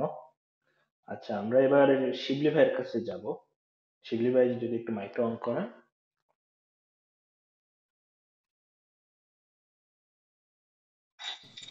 হ্যালো, আসসালামু আলাইকুম। ওয়ালাইকুম সালাম ভাইয়া। হ্যাঁ জি, শিবলি ভাই, আপনি তো এতক্ষণ আমাদের বক্তব্য শুনেছেন, আমরা দেখেছি। তো আমি যেটা বুঝলাম, যেটা প্রত্যক্ষ করলাম, যে এখানে অ্যাকচুয়ালি যা হওয়ার কথা ছিল, যেটা হওয়ার দরকার ছিল, তা থেকে আমরা অনেক দূরে আছি, অনেক দূরে আছে। আমরা প্রমিস করছি, আমাদের মধ্যে কিছু দেশ প্রমিস করছে যে আমরা সাহায্যের জন্য হাত বাড়িয়ে দিব, কিন্তু দিন শেষে অনেক সময় তাদেরকে খুঁজে পাওয়াও যায়। সো যার কারণে আমরা হয়তো অনেকে ভেবেছিলাম যে এই কমপ্লিকেশন ওয়ারে যারা তুর্কিকে খুব হিরো মানতো, ভেবেছিল যে তুর্কি এসে দাঁড়াবে প্যালেস্টাইনিয়ানদের পাশে, কিন্তু তা কিন্তু আর হলো না। কিংবা সিরিয়ার যারা বিপ্লবী হলো, তারা এসে পাশে দাঁড়াবে, কিন্তু তা হলো না। বা আপনার হচ্ছে মধ্যপ্রাচ্যের যে মিশর বলেন, বা সৌদি আরব বলেন, বা জর্ডান বলেন, অন্তত যুদ্ধ না করুক, বাট অনুরোধ করে, বিনিময় করে, ভেটো দিয়ে অন্তত ইসরায়েলকে এই যুদ্ধ থেকে দূরে সরায় রাখতে পারতো, কিন্তু তা কিন্তু কেউ করেনি। শুধু তাই না, আপনি যদি দেখেন এই যে প্যালেস্টাইনে শিশু বাচ্চাদেরকে তারা হত্যা করলো, জেনোসাইড চালালো, মানুষকে এইভাবে কোনো কোনো সভ্যতা আজ পর্যন্ত গত 100 বছরে এরকম মানুষ শেষ করা, 1 মাসের ভিতরে এতগুলো মানুষ শেষ করা কোনো কোনোদিনও মানুষ দেখেনি। যে হ্যাঁ, শেষ করেছে, হাজার হাজার লক্ষ লক্ষ মানুষ মারা গেছে, সেটা পৃথিবীর ইতিহাসে ঘটেছে। বাট এটা একটা সময় নিয়ে, আমরা ওয়ার্ল্ড ওয়ারে যেটা দেখি, যে একটা সময় নিয়ে কিন্তু মানুষ সেই পরিমাণে মারা হয়েছে। কিন্তু একদিনে, 1 মাসের মধ্যে এতগুলা মানুষ জেনোসাইড তারা করলো, সেটা দেখে পৃথিবী মানে একেবারে অবাক হয়ে গেল। এমনকি আমেরিকার যেসব স্টুডেন্টরা, তারা কিন্তু কেউ মুসলমানও না, নন মুসলিম, তারা পর্যন্ত এই ওয়ারের ব্যাপারে, এই ইসরায়েলের ব্যাপারে কিন্তু নিন্দা জানাইছে, এবং তারা কিন্তু প্রোটেস্ট করছে, লং মার্চ করছে। সব দেশে কম বেশি ইসরায়েলের বিরুদ্ধে এবং প্যালেস্টাইনের পক্ষে লং মার্চ হইতে আপনি দেখছেন। এখন কথা হলো যে এত কিছু হলো, এত কিছু দেখলাম আমরা, কিন্তু দিন শেষে আমরা অ্যাকচুয়ালি আমাদের যাদেরকে পাওয়ার কথা ছিল তাদেরকে কিন্তু আমরা কাছে পাইনি। যে এই যে এগুলা হওয়ার কারণে প্রত্যেকটা মুসলমানের হৃদয় আঘাত করছে। প্রত্যেকটা মুসলমান যখন দেখছে প্যালেস্টাইনি শিশু কাটা দেহ মাটিতে পড়ে আছে কিংবা হসপিটালের বেডে পড়ে আছে, তাদের কাটা দেহটা, তখন যে কোনো মুসলমান যে কোনো মানুষের আত্মা কাঁপিয়ে দেয়। ঠিক আছে? আম, সেই হিসাবে আমরা মুসলমানরা, বাংলাদেশের মুসলমানরা হাত ভরে দান করেছে। পৃথিবীর বিভিন্ন দেশের মুসলমানরা হাত ভরে দান করেছে ফিলিস্তিনের মুসলিম মানুষরা। অন্তত আমরা ওদের সাথে যুদ্ধে শরিক হতে পারিনি, কিন্তু তাদের অন্তত খাদ্য, বস্ত্র, মানে শিপিং এর মাধ্যমে তাদের মেডিসিন যা দরকার পড়ে সেগুলো আমরা পাঠাইছি। আমরা যে পরিমাণে ডোনেশন দিয়েছি, বা রাফা বর্ডার তো ক্লোজ করে দিয়েছে, ওটা তো ঢুকতে দেয় না, বা যে পরিমাণে মানুষ ডোনেটিং করেছে, এই পরিমাণে যদি ইসরায়েল যদি আসলে, বা দখলদাররা যদি আপনার করতে দিত, বর্ডারটা খুলে দিত, হ্যাঁ বর্ডারটা যদি খুলে দিত এবং অন্তত তাদেরকে খাদ্যপণ্য, মেডিসিন দেওয়ার জন্য যে আমরা সাহায্য পাঠাইছি সেটার যদি বন্দোবস্ত করে দিত, তাহলেও কিন্তু হতো। তাদের যথেষ্ট পরিমাণে খাদ্য, পণ্য, বস্ত্র এগুলো কিন্তু তারা পেত।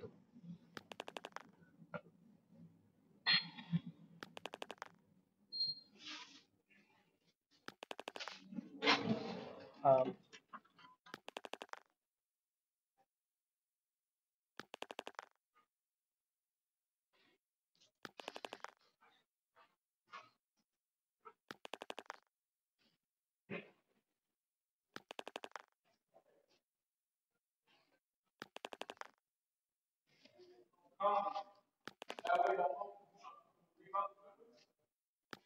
oh, that was close.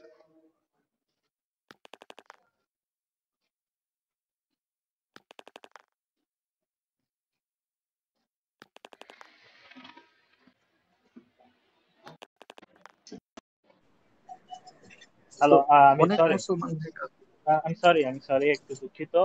আমি লাইনচ্যুত হয়ে গেছি, অ্যাকচুয়ালি লাইনচ্যুত হয়ে গেছি, যার কারণে আমি কথা বলতে পারিনি। তো আপনারা দেখেন যে যে এই জিনিসটা হলো যে ওরা তাদের রাফা বর্ডার বন্ধ করে দেয় এবং পার্শ্ববর্তী দেশ মিশরকে বলছে তোমরাও খুলবা না, এবং মিশরও তাদের ভয়ে বলেন বা তাদের বন্ধুত্বে বলেন একই কাজটাই করছে, বর্ডার ঠিক মতো খুলতে দিচ্ছেও না। এবং তাদের এতটা পশু, তারা চিন্তা করেন, তারা এতটা পশু যে আমরা কেউ না, আমরা না ইসরায়েলের না ফিলিস্তিনের, আমরা হচ্ছে বহিরাগত মানুষ। আমরা কেবল ত্রাণ নিয়ে এসেছি এবং আমরা পারমিটেড, ওয়ার্ল্ড ওয়াইড থেকে আমাদেরকে পারমিশন দেওয়া হয়েছে যে তোমরা ত্রাণ দিয়ে সাহায্য করতে পারবে। তো আমরা ত্রাণ নিয়ে এসেছি, আমাদের ত্রাণের ট্রাকে তারা বোম্বিং করছে।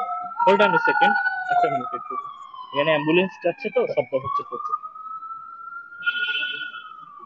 এখানে এখানে আমেরিকান সিস্টেমটা অনেক ভালো, যে কেউ অসুস্থ হয়ে গেলে, কোথাও আগুন লাগলে, কোনো দরকার পড়লে অ্যাম্বুলেন্সের ডাক সবসময় শোনা যায়, যেটা বাংলাদেশে নাই বললেই চল। তো তো যেটা বলছিলাম যে আমাদের ত্রাণের ট্রাকের উপর তারা বোম্বিং করে। আমরা এখানকার কেউ না, আমরা ইনভেন্টর। তো এইরকম মানে পশুত্ব নিয়ে তারা মানে পৃথিবীকে দেখাচ্ছে যে আমরা সিভিলাইজ, কিন্তু আমাদের সিভিলাইজেশনে পশুত্ব বলতে কিছু নাই, আমরা পশু মতো আচরণ করলেও একটা পশুত্ব না, এমন ধরনের সিচুয়েশন তারা তৈরি করছে। আর তারা যদি অন্তত আমাদেরকে ত্রাণ নিয়ে ঢোকারও অন্তত পারমিশন টুকু দিত, তাহলে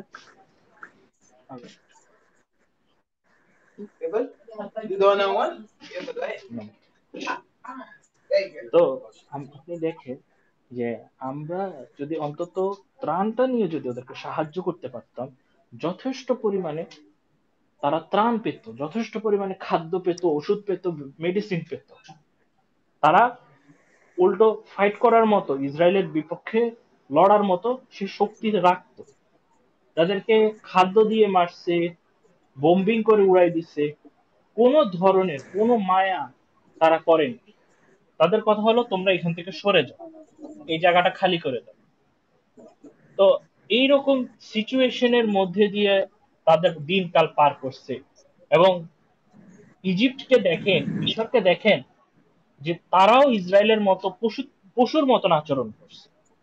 যে বর্ডার মানে আমি সেদিন মানে ভিডিও শেয়ার করছি, যে একজন বহিরাগত মানুষ এসে কান্নাকাটি করছে যে তোমরা বর্ডারটা খুলে দাও, আমরা তোমার ভাইরা মারা যাচ্ছে, তোমাদের ভাইরা মারা যাচ্ছে, তোমাদের ধর্ম তো, ওদের ধর্ম তো সেম ধর্ম, তোমাদের ধর্মে ভালো কথা বলে, তোমরা এমন করছো কেন?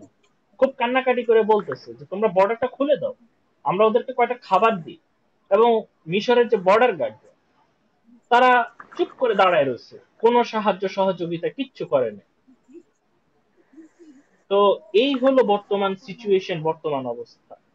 তো এই রকম সিচুয়েশনের মধ্যে এখন আপনার কি কোনো মন্তব্য আছে কিনা? মানে যাদের উপর যেটা হওয়ার কথা ছিল তার সম্পূর্ণ উল্টাটাই আমরা দেখতেছি। মিরাজ ভাই, আমি এখন অফিস থেকে ছুটি হয়েছে, বাসে উঠছি তো, আমার নামটা আরো 20-25 মিনিট লেগে যাবে। আচ্ছা তো ভালোই আব্দুল্লাহ ভাইকে দিতেন, আচ্ছা, আমি ঠিক বাস আছে। থেকে নেমে কথা আমি বলবো, তাহলে বুঝতে আব্দুল্লাহ ভাই, সুবিধা হবে। আপনার আপনার যে সময়টা সে সময়টা আমি আব্দুল্লাহ ভাইকে দিচ্ছি। আব্দুল্লাহ ভাই, হ্যালো, আপনি যদি মাইকটা অন করেন। জি ভাই, আসসালামু আলাইকুম রহমতুল্লাহ বারাকাতু। ওয়ালাইকুম আসসালাম, অনেকদিন পর। কেমন আছেন? না ভাই, অনেকদিন পর ব্যস্ততা ভাই, একটু আগে কাজ করে আসছি। আপনার বললেন যে, ভাবলাম যে আজকে একটু আসি, একটু আগে কাজ করতে গেলাম, কাজ করে আসলাম, এই মাত্র রুমে আসলাম। তো আপনি তো শুনছেন যে ইসরায়েল আর ইরানের বর্তমান সিচুয়েশন। আমি এতক্ষণ ব্যাখ্যা করলাম যে ইসরায়েল কি পরিমাণে আমাদেরকে নিষ্পেষিত করছে, আমাদের মুসলমান ভাইদের। তো আমরা তো এই চিত্রটা আমরা দেখার কথা ছিল না। চিত্রটা ছিল সকল মুসলমান রাষ্ট্র মিলে ইসরায়েল এবং পশ্চিমা শক্তির বিরুদ্ধে যুদ্ধ করা, কিন্তু তা তো আমরা দেখিনি, সম্পূর্ণ উল্টাটা দেখি। এখন আপনার বিশ্লেষণ আপনি বলেন, অসুবিধা নেই। আসলে বর্তমান যে বিশ্বে যে একটা পরিস্থিতি, এই পরিস্থিতিটা প্রচন্ড ভয়াবহতা রূপ নিচ্ছে। আমি এক কথা বলবো, বাররা যে ভয়াবহতার পরিণতি কতটা খারাপ হতে পারে, সেটা আসলে আমাদের মনে হয় না আরব বিশ্বের যে মুসলমান গুলো আছে, 57টা যে আরব দেশগুলো আছে, তারা হয়তো এখনো সেটা অজানা। ইসরায়েল বর্তমানে গাজার উপরে যে অত্যাচার করতেছে, নির্যাতন এখনো করতেছে, নির্বিচারে মানুষকে হত্যা করতেছে, সেই হত্যার প্রতিবাদ তো এখন পর্যন্ত কোনো একটা মুসলিম দেশ শক্তভাবে প্রতিবাদও করে নাই, এবং শক্তভাবে আপনার ফিলিস্তিনের পক্ষে তারা অবস্থান নেয় নাই। আমরা বারবার একটা কথা বলে আসছি ভাই, যে তাদের এখন বর্তমানে যে ওই খাদ্য সংকটটা পর্যন্ত কেউ, কোন একটা আরব দেশগুলা তাদের জন্য সহযোগিতা দিচ্ছে না। তারা সহযোগিতা করতেছে কাকে? আপনারা দেখছেন যে গত কিছুদিন আগে ডোনাল্ড ট্রাম্প সৌদি, কাতার সহ কয়েকটা দেশ থেকে সেই ঈদের আগে, সম্ভবত এটা, হ্যাঁ, এটা কোরবানি ঈদের আগেই কয়েকটা দেশ থেকে সে ভ্রমণ করে গেছে। করে যাওয়ার পরে সেই আবার আবার আপনার ফিলিস্তিনের উপরে আবার আক্রমণ শুরু হয়েছে, এবং সেই সৌদি আরব, কাতার, দুবাই দেশগুলোতে আসি সেই মোটা অঙ্কের টাকা নিয়ে গেছে, অস্ত্র অস্ত্র দেওয়ার জন্য টাকা নিয়ে গেছে। এখন আসলে কেউ কেউ বলতেছে যে বর্তমান কেন আরব কান্ট্রি গুলো চুপ করে আছে, তার একটাই কারণ, তারা বলতেছে, যেমন গতকালকে আমরা, আমাদের এখানে যেটা মাসরি আছে, দুইজন মাসরি আছে, মিশরি আর কি, ওদের সাথে যখন আমরা এগুলো নিয়ে কথা বললাম, ইরান আর ফিলিস্তিনি ব্যাপারে কথা বললাম, তখন বললাম যে যে কেন আরবি দেশ, আরব সৌদি কথা বলতেছে না, কেন কাতার, দুবাই দেশ, তখন তারা বলে একটা কথা বললো, দেখো তারা কথা বলতেছে না এই কারণে, তারা কথা বলতে গেলে, তারা যদি কথা বলতে যায় জানে যে তারাও মার খাবে। কারণ তারা যদি মার খায়, তাদের উপরে হামলা আসে, তাহলে তারা এই হামলার মোকাবেলা করার মতন তাদের সে অবস্থা নাই। যার কারণে তারা ট্রাম্প বলেন বা তারা পশ্চিমা বিশ্বগুলোর সাথে তারা সম্পর্কটা ভালো রাখে, যেন তাদের উপরে কোনো আক্রমণ না করা, হামলা করে। কিন্তু আমি একটা কথা বলি, গত কয়েকদিন থেকে আমাদের বিশ্ববরণ্য একজন আলেমে দ্বীন শহীদ আল্লামা দেলোয়ার হোসেন সাঈদীর একটা বক্তব্য কিন্তু অনলাইনে ভাসতেছে, আপনারা দেখছেন কিনা আমি জানি না। উনি একটা ওই বক্তব্যে কয়েকটা কথা বলছেন যে ইরানের পরে কাতার, কুয়েত, কয়েকটা দেশের কথা বলছেন। আসলে আমরা যদি মনে করি যে আমরা আরব কান্ট্রি গুলো, যে আরব দেশগুলো আছে, আমরা যদি মনে করি যে না আমাদের তো কোনো হবে না, ইরানকে না ধরছে, আমি মনে করি যে এই ইরানকে যদি তারা গাইল করতে পারে তাহলে তারা বুঝতে হবে যে তারা বাকি দেশগুলোতে হামলা করার বিন্দু পরিমাণ তারা চিন্তা করবে না এবং কিছু হবে না। কিন্তু যার কারণে বর্তমানে ইরানকে তারা হামলার উপরে হামলা করতেছে, মিসাইলের উপর মিসাইল মারতেছে, মানে কোনো কারণ ছাড়াই। যে এই কারণগুলো তারা আপনি যদি জিজ্ঞেস করেন যে তারা আমাদের কেন মারতেছে, তাদের কোনো কারণ থাকবে না, তাদের কোনো কারণ নাই। এখন বর্তমানে আরব দেশগুলা চুপ থাকার একটাই কারণ, যেটা হচ্ছে আমাদেরকে গতকালকে আমাদের এই যে মাসরি বললাম যে তারা বললো যে তারা চুপ থাকতেছে না, তারা চুপ থাকতেছে কারণ তারা শক্তভাবে কথা বলতে গেলেই আপনার মনে করেন না তাদের উপরে হামলা আসবে। কিন্তু আজকে তারা তাদের যে মুসলিম কান্ট্রি হিসেবে, তারা আরব কান্ট্রি হিসেবেই অন্ততপক্ষে কোনো ধর্মের কোনো ফ্যাক্ট না বা দেশ কোনো ফ্যাক্ট না। এবং আপনারা জানেন যে গতকালকে আমি একটা ভিডিও দেখলাম, আপনার ইরানের কি একটা প্রেসিডেন্ট একটা কথা বলছে যে আমরা আমাদের দেশকে রক্ষা করার জন্য আমরা সতর্ক, এবং আমরা আমাদের দেশকে কাউকে হামলা করার জন্য আমরা অনুমতি দিব না, হোক সে মুসলিম। এভাবে বলছে যে হোক সে মুসলিম, তারপরেও আমরা আমাদের দেশকে কাউকে হামলা করার অনুমতি দিব না। সেই মুসলিম হোক, সেই ইহুদি হোক, খ্রিস্টান হোক, আমরা আমাদের দেশের মাটিকে রক্ষা করব। কিন্তু আজকে আফসোস লাগে যে বর্তমানে ইসরায়েল একটা ক্যান্সার, যেমন আপনার মানুষের শরীরে যখন ক্যান্সার হয়, তখন ওই ক্যান্সারটা যখন আমরা যদি তার চিকিৎসা না করি, তখন সেই ক্যান্সারটা পর্যায়ক্রমে আপনার পুরো শরীরে তার তার বৃদ্ধি হতে থাকে। ঠিক তেমন ইসরায়েলটা হচ্ছে বর্তমানে একটা ক্যান্সার। তারা একের পর এক গাজার পরে এখন ধরছে ইরানের পরে তারা কোন দেশের উপরে হামলা করে সেটা আল্লাহ পাক রব্বুল আলামিন ছাড়া আর কেউ বলতে পারতেছে না। তাদের কি পরিকল্পনা, তারা চাচ্ছে যে পুরো বিশ্বটাকে তারা নিয়ন্ত্রণ করতে, অলরেডি নিয়ন্ত্রণ তারা করতেছে।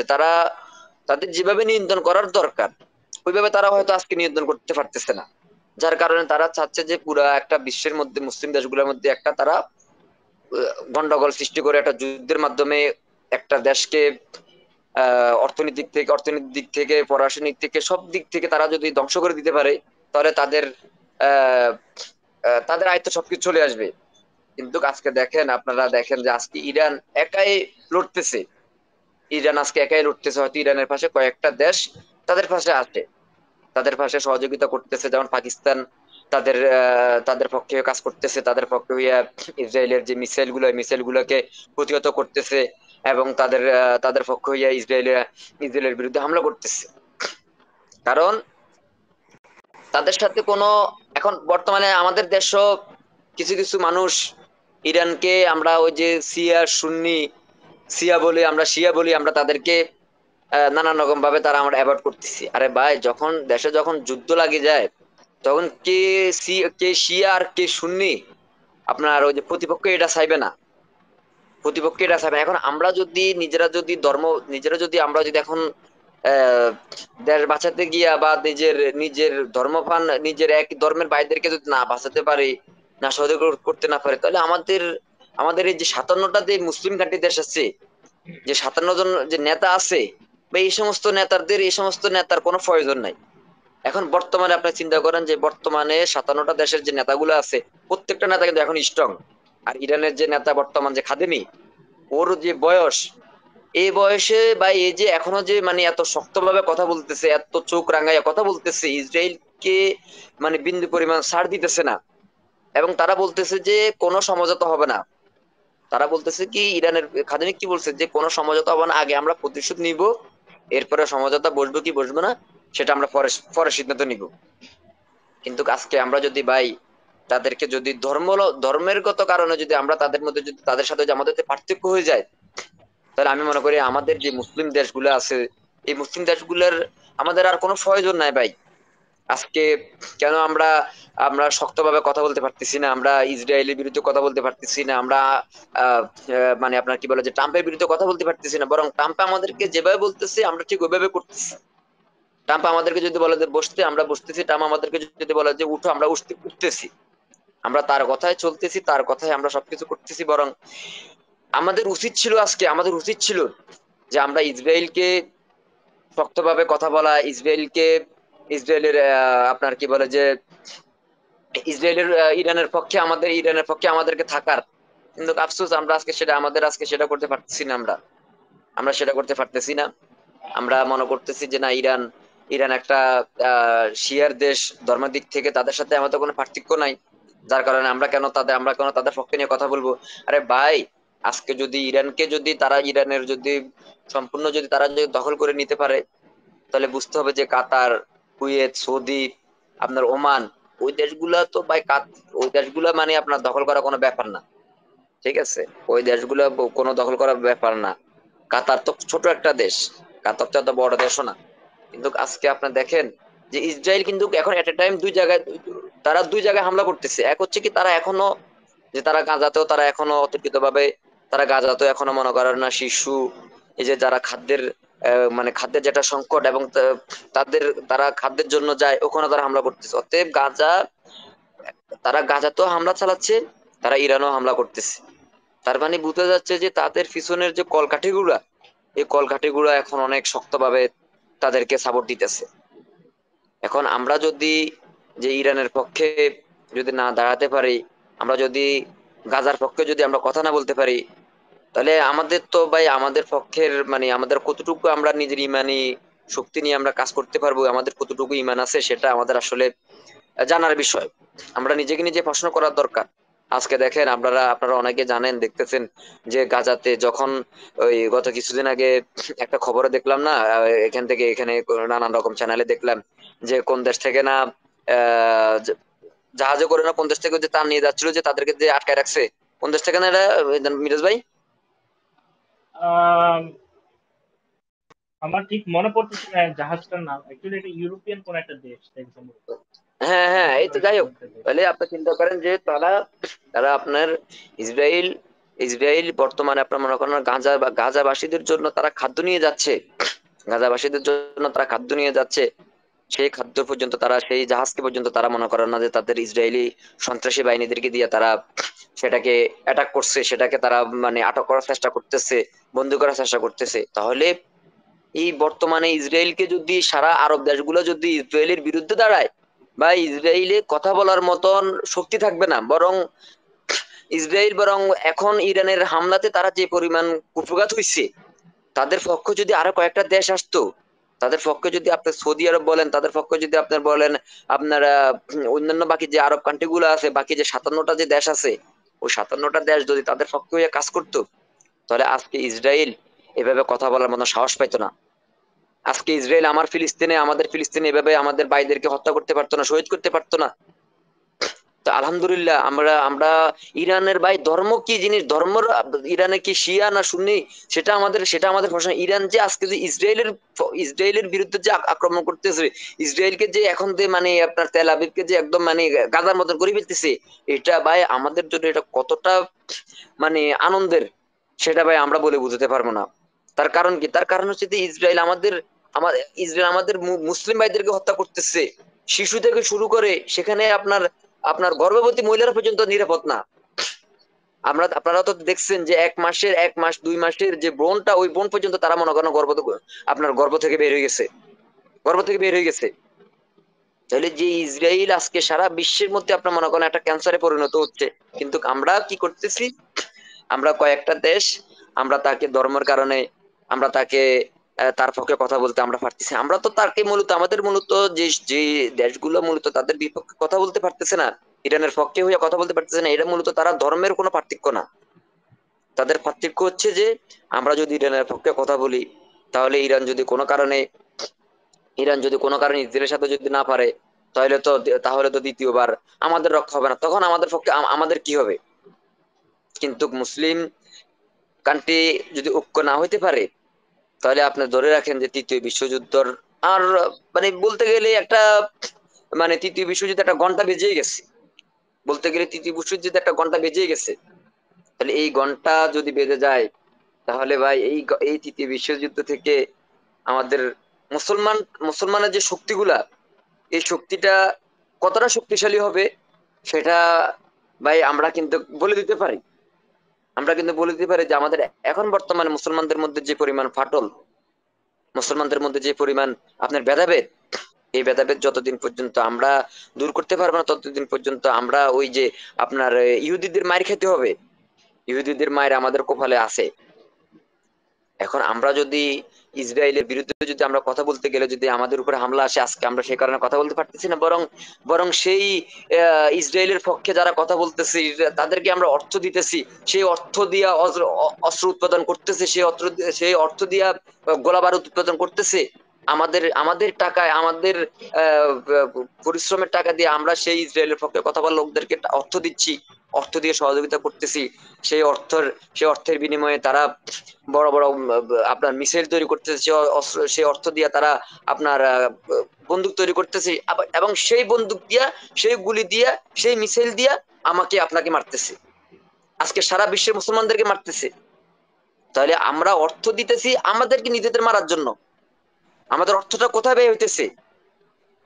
কিন্তু আজকে আপনি দেখেন, আমরা বাংলাদেশে একটা হিসাব করে, বাংলাদেশে আমরা যদি কেউ যদি কোনো একটা মুসলিম যদি কোনো মানে তার তার অন্য কোনো ধর্মাবলম্বীর কোনো একটা কাজে সহযোগিতা করতে যায়, তখন বলে যে তুমি মুসলিম হয়ে তুমি কেন অন্য একটা ধর্মাবলম্বী তুমি সহযোগিতা করছো? তখন আমাদের মধ্যে প্রশ্ন আসে। কিন্তু আজকের যে আরব দেশগুলো যে তারা তাদের অর্থ দিয়া তাদের মুসলিম ভাইদেরকে হত্যার জন্য সহযোগিতা করতেছে। গাজাতে এখন কি অবস্থা, তারা মানে তারা আপনার খাদ্যের জন্য কোনো সহযোগিতা তো করতেছে না, বরং তারা চোখ রাঙায় একটা কথা বলা আমাদের সাহস করতেছে না। ওই গত কিছুদিন আগে আমাদের ওই যে বাংলাদেশে একজন কন্টেন্ট ক্রিয়েটর একটা ফানি ভিডিও দেখলাম, যে খান সাহেব, ওনাকে চিনবেন, উনি ওই ডোনাল্ড ট্রাম্প আর আপনার যে সৌদি যুবরাজের একটা ভিডিও, উনি ভিডিওটাকে মানে ডাবিং করছে এইভাবে, ডোনাল্ড ট্রাম্প যখন বিমান থেকে নামতেছে তখন সৌদি যুবরাজ ও যায় বলতেছে যে বাবা কেমন আছো, বলতেছে বাবা আমি ভালো আছি, তুমি কেমন আছো? বলতেছে বাবা আব্বু আমি যে মাঝে মাঝে তোমার বিরুদ্ধে কথা বলি, তুমি এটা কিছু মনে করিও না, এটা আমি আমার দেশকে বোঝানোর জন্য। আসলে কথাটা বাস্তব। ও হয়তো মাঝে মাঝে কি যে দুই একটা বার্তা দিতেছে, কারণ দুই একটা বার্তা না দিলে তো তার তার বিরুদ্ধে প্রশ্ন আসবে যে কেন তুমি মুসলিম নেতা হইয়া তুমি কেন তোমার মুসলিম নেতাদের পক্ষে কথা বলতেছ। কিন্তু তার এই বার্তাগুলা শুধুমাত্র আপনার মুসলিম নেতাদেরকে সন্তুষ্ট করার জন্য, তার এই বার্তাগুলা কোনো মানে ইহুদিদেরকে ধ্বংস করার জন্য না। আমরা যদি বার্তা দিয়ে আমরা যদি ক্ষান্ত থাকি, ওই যে একটা কথা বলি, আমি তো সৌদি আরব মানে একটা জিনিস দেখি ভাই, সৌদিরা যখন কোথাও কোনো পার্টি করে, তারা ভাই খাওয়ার সময় ভরপুর তারা খাবার তৈরি করে। তো তারা বড় যে ডিশ গুলো আছে, আমাদের বাংলাদেশ যে ডিশ বলে বড় যে তারা ওই একটা ডিশের মধ্যে অন্ততপক্ষে বা কমপক্ষে 20 থেকে 30 জনের খাবার তারা নিয়ে আসে। কিন্তু তারা খায় কয়জন? 4 থেকে 5 জন। কতটুকু খায়? সামান্য একটু। এরপরে কি করে? এরপরে আমাদেরকে যখন কল দেয় বা আমাদের মুদিরকে জানায় যে খাবার আছে, তোদের কারো খাবার লাগবে, খাবার নিতে বল। আমরা যখন খাবার নিতে যাই, আমরা হয়তো তাদের সামনে হয়তো এগুলো কি নিয়ে আসি, তখন তারা আমাদের একটা কথা বলে ভাই, সে কথাটা হচ্ছে কি যে ওয়াল্লাহ হাদা হারাম, হাদা মাফি ইরমি, হাদা মাফি বলো দিয়ে হাদা হারাম আক্কেল, এই কথাটা বলে। এখন আমরা প্রশ্ন করি যে তুই এই দুটা খাবার গুলা একদিক দিক খাইছো, যাই হোক চলা বলে তাই খাইছো, আমরা যে আজনবী হই আমরা নিতেছি। এখন আমাদের কি বলতেছে, আমরা যদি খাবারটা না খাই, আমরা যদি খাবারটা যদি ডাস্টবিনে ফেলে দিই, তাহলে সেটা হারাম হয়ে যাবে। কিন্তু তারা যে এতগুলো মানুষের, তারা যে অন্ততপক্ষে 10-20 জন মানুষের খাবার নষ্ট করলো, সেটা হারাম না। তো আমাদের এখানে আমার এক বাঙালি, আমার সাথে যে বাঙালি কাজ করে, ওই বাঙালি বললো আব্দুল ভাই এটা চিন্তা করেন, তারা নষ্ট করলো সেটা হারাম না, তারা এখন তাদের দায়টা আমাদের উপর চাপাই দিছে।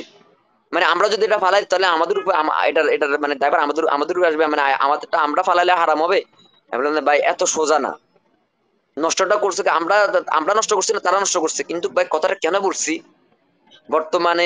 বর্তমান সৌদি আরব বলেন, আরব দেশগুলোতে কি পরিমাণ ভাই খাদ্য নষ্ট করে, সেটা ভাই যারা আরব দেশগুলোতে আছে ভাই তারাই বলতে পারবে। অতএব যে খাদ্য নষ্ট করে, এই খাদ্য দিয়ে আমি মনে করি যে ভাই আপনার মানে ফিলিস্তিনের মানুষের পাশে দাঁড়ানো কোনো ব্যাপার ছিল না তাদের এই অর্থ দিয়া, কিন্তু তারা দিচ্ছে না। তারা দিচ্ছে না কেন? কারণ তারা যদি ফিলিস্তিনের পক্ষে কথা বলে, তারা যদি ইরানের পক্ষে কথা বলে, তাদের যে আব্বুরা আছে, তাদের ওই আব্বুরা তাদের বিপক্ষে চলে যাবে, তাদের ওই আব্বুরা তাদেরকে তাদের উপরে হামলা করা শুরু করবে। আরে ভাই, তোমার উপরে যে হামলা আসবে না সেটার কোনো গ্যারান্টি নাই, হামলা আসবে। আপনি যদি মনে করেন যে আমি আব্বুর পক্ষে হয়ে কথা বলতেছি, আব্বু আমার উপরে হামলা করবে না, না, আব্বু চুপ থাকবে, কিন্তু আব্বু আরেকজনকে বলে দিবে যে তুমি দেশের উপরে হামলা করো। তাদেরকে আমি দেখবো তো, আমার সাথে তারা যখন আমার সাথে কথা বলবো যে কি ব্যাপার, আমাদের উপরে হামলা আসতেছে কেন, তখন সেটা আমরা দেখবো। অতএব এগুলা ভাই ভবিষ্যৎবাণী, এগুলো বলেই গেছে যে বর্তমান ইসরায়েল তো আমরা সবাই জানি যে ইসরায়েল তো মূলত তারা কোনো রাষ্ট্র না। তারা ছিল আপনার তাদেরকে আশ্রয় দেওয়া হয়েছে। তাদেরকে আশ্রয় দেওয়ার পরে তারা আশ্রয় দিয়া তারা এখন মনে করেন তারা তাদের ওই আশ্রয় জায়গাটাকে তারা একটা দেশ হিসেবে তারা রূপান্তর করছে, তারা জাতি হিসেবে রূপান্তর করছে, এবং কি তারা এখন বর্তমানে তারা গাজাকে তারা আপনার কি বলে যে দখল করতেছে। তাহলে ইসরায়েল তো কোনো একটা দেশ ছিল না, তারা ইহুদি। এটা নিয়ে তো অনেক কথা আপনারা বলছেন, অনেক অনেক আরো কয়েকটা আপনার মিটিং আলোচনা করছেন যে ইসরায়েল তো সত্যিকার তো কোনো দেশ ছিল না। ইসরায়েল ছিল একটা ইহুদি রাষ্ট্র। তাদেরকে যখন দেশ থেকে বিতাড়িত করে দেওয়া হয়েছে, তো এই গাজাবাসী তাদেরকে আশ্রয় দিছে। আজকে সে আশ্রয় দেওয়ার ফল তাদেরকে গাজাবাসী আজকে ভোগ করতেছে। গাজাবাসী আজকে যে তাদের উপরে যে অত্যাচার নির্যাতন এই ইসরায়েল করতেছে, এবং সেই ইসরায়েল আজকে আপনার মনে করেন না কোনো রকম কোনো ঘোষণা ছাড়াই ইরানের উপরে অতর্কিত হামলা করলো। সেই ইরান আলহামদুলিল্লাহ সাথে সাথে তার প্রতি উত্তর জবাব দিতেছে। আজকে আমরা আলহামদুলিল্লাহ বলি। আজকে বিশেষ করে তেল আবিব বলেন, ইরানের গাজার ইসরায়েলের শহরগুলো আস্তে আস্তে গাজাতে পরিণত হচ্ছে, এবং তাদের ইহুদিগুলো এখন মনে করেন তাদের যে নেতা তাদের যে লিডার ওর বিরুদ্ধে মনে করেন কথা বলতেছে। কেন? কারণ দেখতেছে যে তারা ইরানের বিপক্ষে তারা আর পারতেছে না, তাদের অবস্থা খুব খারাপ হয়ে যাইতেছে। যার কারণে তারা আপনার মনে করেন এখন তারা নিজেরা এখন কেউ দেশ ত্যাগ করতেছে, কেউ বামেশকে যাই আশ্রয় নিতেছে। কিন্তু ইরানের পক্ষে যদি ওই আরো কয়েকটা দেশ যদি শক্তভাবে কথা বলতো, আমার মনে হয় যে ইসরায়েল এতদিনে আপনার ইরানকে হামলা করা বন্ধ করে দিত। কিন্তু ইরানের ইয়েস, ওকে, নো প্রবলেম, নো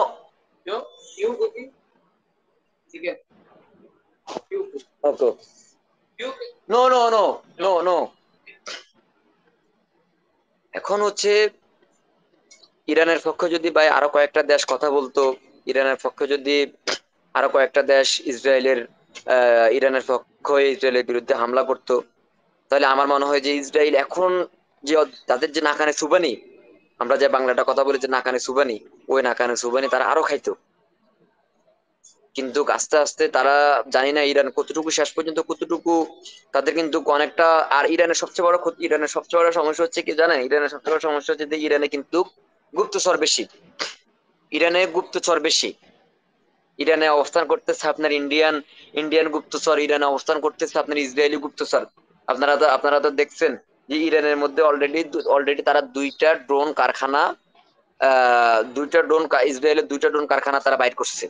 তাহলে আপনি চিন্তা করেন, যেখানে যেই দেশে ইসরায়েলের ড্রোন কারখানা থাকে সেই দেশ আপনার কিভাবে যুদ্ধেতে আপনার মানে তারা শক্তিশালী হবে। এবং কি এই যে ইরানের যে সামরিক বাহিনীর প্রধানগুলোকে হত্যা করা হয়েছে, এই হত্যাগুলো কি ইসরায়েল থেকে হামলা করে হত্যা হয়েছে? না, এই হত্যাগুলা ইরানে অবস্থানকৃত ইসরায়েলের যে গুপ্তচর আছে ওই গুপ্তচর গুলো তাদেরকে সরাসরি হত্যা করছে। তাহলে একটা দেশ যুদ্ধে জড়ানোর পরে যদি ওই দেশে যদি গুপ্তচর থাকে, তাহলে ওই দেশ যুদ্ধে কখনো জয়ী হতে পারে না ভাই। ওই দেশকে যুদ্ধে জয়ী হতে হলে তাকে অনেক অনেক কিছু করতে হয়। কিন্তু ইরানের সবচেয়ে বেশি সমস্যা হচ্ছে ইরানে আপনার গুপ্তচর বেশি। গুপ্তচরের কারণে ইরানের তারা আপনার এই যে ইরানের যে বড় বড় সামরিক লিডার গুলো আছে, নেতাগুলো আছে, এদেরকে তারা সরাসরি হত্যা করতেছে। জানি না শেষ পর্যন্ত ইরান কতটুকু এই যুদ্ধের তারা জয়ী হতে পারবে, এই যুদ্ধে তারা কতটুকু সফলতা হবে সেটা আল্লাহ পাক রাব্বুল আলামিন ভালো জানেন। এবং ইরানের যে বর্তমান যে অবস্থা, এই অবস্থাটা যদি তারা বিশ্বের অন্যান্য দেশগুলো থেকে যদি তারা যদি সহযোগিতা পায় অন্ততপক্ষে যুদ্ধের জন্য, আমার মনে হয় যে ইরান ভালো কিছু করতে পারে। ইরান যদি কোনো কারণে হেরে যায়, তাহলে বুঝতে হবে যে যে বাকি দেশগুলো আর দাঁড়াতে পারবে না। বাকি দেশগুলো যে আর মানে ইসরায়েলের বিরুদ্ধে যে হামলা করতে পারবে, ইসরায়েলের হামলা থেকে তারা রক্ষা পাবে, এটা আর কখনো মনে হয় না ভাই, এটা আর কখনো মনে হয় না। হুম। কিন্তু এখন আমাদের উচিত যে ইসলামিক দেশগুলো আছে, আমরা আমরা মুখে বর্তমানে বর্তমানে তো অনেকে ওই যে আমাদের এই যে শিবলি ভাই একটা কথা বলে না যে আমরা কাদেরকে ইসলামিক দেশ বলি, আসলে বাস্তব ভাই। আপনি এই দেশে না আসলে আমরা এক কথা তো বলি ভাই, যে যে অবস্থা থাকে, যেমন আপনি আমেরিকা থাকেন, আপনার ওই দেশ এমনি এমনি ইহুদি, তাই না? ওই দেশ তো ইসলামিক রাষ্ট্র না, না। কিন্তু তারপরে তো মানে ওই দেশে এখন বর্তমানে আপনার আস্তে আস্তে ইসলামের দাওয়াত দাওয়াত চলতেছে। কিন্তু যে দেশগুলা থেকে আল্লাহ রাসূলের জন্ম হইলো, রাসূল যে দেশে ইসলামের দাওয়াত দিয়ে গেছে, বর্তমানে ওই দেশে ইসলাম আমরা 1% আছে কিনা সেটা আসলে মানে আমরা যারা অবস্থান করতেছি, আমাদের এখানে কিবরিয়া ভাই আছে, কিবরিয়া ভাই বলতে পারবে, আমি সৌদি আরব আছি আমি বলতে পারবো, আরো যারা অন্যান্য দেশে যারা অবস্থান করতেছে তারা বলতে পারবে ভাই। কিন্তু এখন বর্তমানে ভাই এখন এই দেশের এমন অবস্থা যে আমরা কেউ মুখ খুলে মানে আজনবী তো হোক দূরের কথা, বর্তমানে যারা এই দেশের নাগরিক তারা পর্যন্ত মনে করে না তাদের এই অনেক সৌদি আছে আমরা দেখি, আমি মাঝে মাঝে যখন কোনো ওই যে আমাদের এক একটা হোটেলের সাথে হোটেল রিসিপশনের যে সৌদি গুলা থাকতো ওদের সাথে যখন বলতাম, ওরাও বলতো ওরা বলতো যে দেখ আমাদের কিছু করার নাই, আমাদের কিছু বলার নাই, আমরা বলতে গেলে আমাদের উপরে আমাদের উপরে নানান রকম ভাবে সমস্যা হয়, আমরা যদি বলতে যাই আমাদের এই সরকার আমাদেরকে নানান ভাবে অ্যাটাক করে, যা কারণে আমরা বলতে পারি না।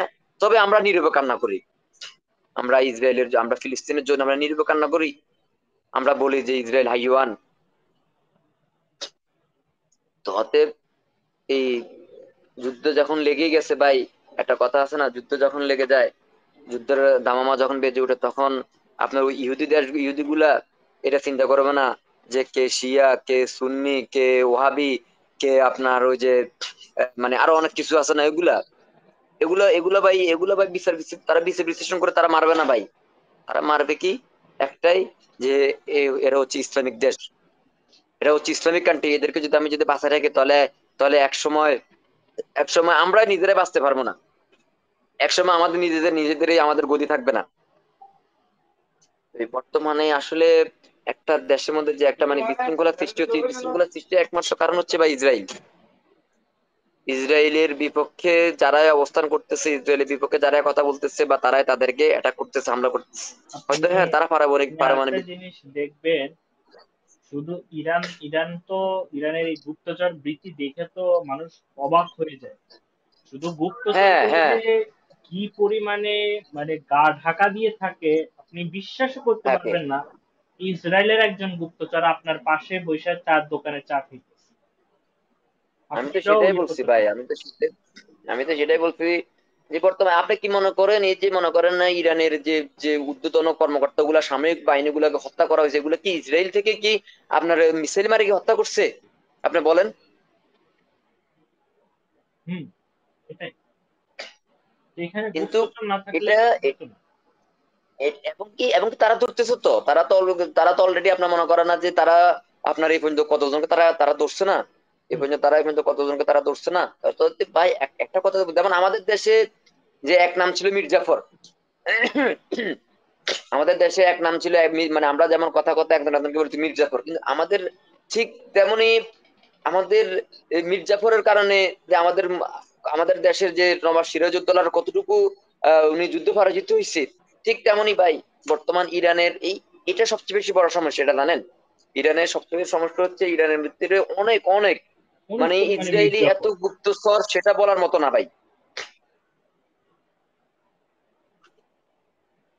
কারণ আমি নিজেও ইরানের এই জিনিসটা আমাকে গত পরশু আমার এক বড় ভাই আমারে বললো, কয় আবু সাইদ এমনি এমনি বর্তমানে আসলে ইরানের ভিতরে প্রচার আমি করলাম ভাই, হ্যাঁ এটা আমি খবর পাইছি, আমি খবর শুনছি বা আমি দেখছি যে গুপ্তচরের কারণেই তাদের দেশ, তাদের মধ্যে এখন সবচেয়ে বেশি ক্ষতি। এখন দেখা যায় আমি আমার সাথে এটা এখন মনে করেন সাপোজ আমি আপনার সাথে কথা বলতেছি, আমাদের এই আমরা এখন এই গ্রুপে আমরা 10 জন অবস্থান, আমাদের 10 জনের মধ্যে একজন যে ইসরায়েলের পক্ষের লোক না, সেটাকে আমরা কখনো বিশ্বাস করতে পারবো? জাস্ট কথাটা এমনি বললাম, আমরা কাউকে বলি না যে না ও ইসরায়েল, কিন্তু আমাদের মধ্যে কেউ নাই। কিন্তু ঠিক বর্তমানে ইরানের মধ্যে এই সমস্যাটা সবচেয়ে বেশি ভাই। হুম হুম। হ্যাঁ, অতএব ভাই আসলে গুপ্তচরকে তারা কত কত বাইর করবে বলেন? 10 জন, আপনার 10 জনের মধ্যে একজনকে ধরলেন, বাকি 9 জন তো, বাকি 9 জনকে যদি আপনি যতক্ষণ ভিতরে ধরতে পারবেন না ততক্ষণ পর্যন্ত আপনি আপনি কি পরিকল্পনা করতেছেন, কোথায় কি করবেন, কখন কি হামলা করবেন, এই সব খবর তো আপনার ইসরায়েলের কাছে চলে যাচ্ছে। এবং কি ওই সেটা ওই ইসরায়েলি গুপ্তচর গুলো তারা আপনার মনে করেন সামরিক বাহিনীর নেতাদেরকে হত্যা করে ফেলতেছে।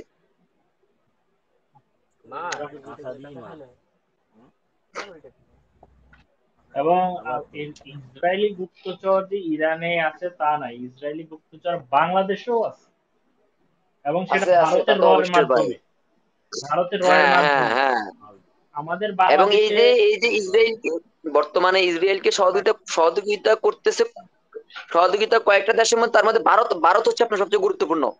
ভারত এই যে আপনার আপনার ইসরায়েলে যখন আমরা গাজাকে হত্যা করতেছে, গাজার সাথে যুদ্ধ করতেছে, গাজার উপরে হামলা করতেছে, তখন দেখা যাইতেছে এখানে আপনার সিমাম আপনার ভারতীয় সৈনিক।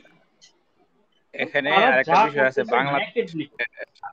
সময় একটু স্টাডি করলে দেখতে পারবেন মুক্তি বাহিনীর কাছে ইসরায়েলের অস্ত্র আসছিল এই ইন্ডিয়ার মাধ্যমে।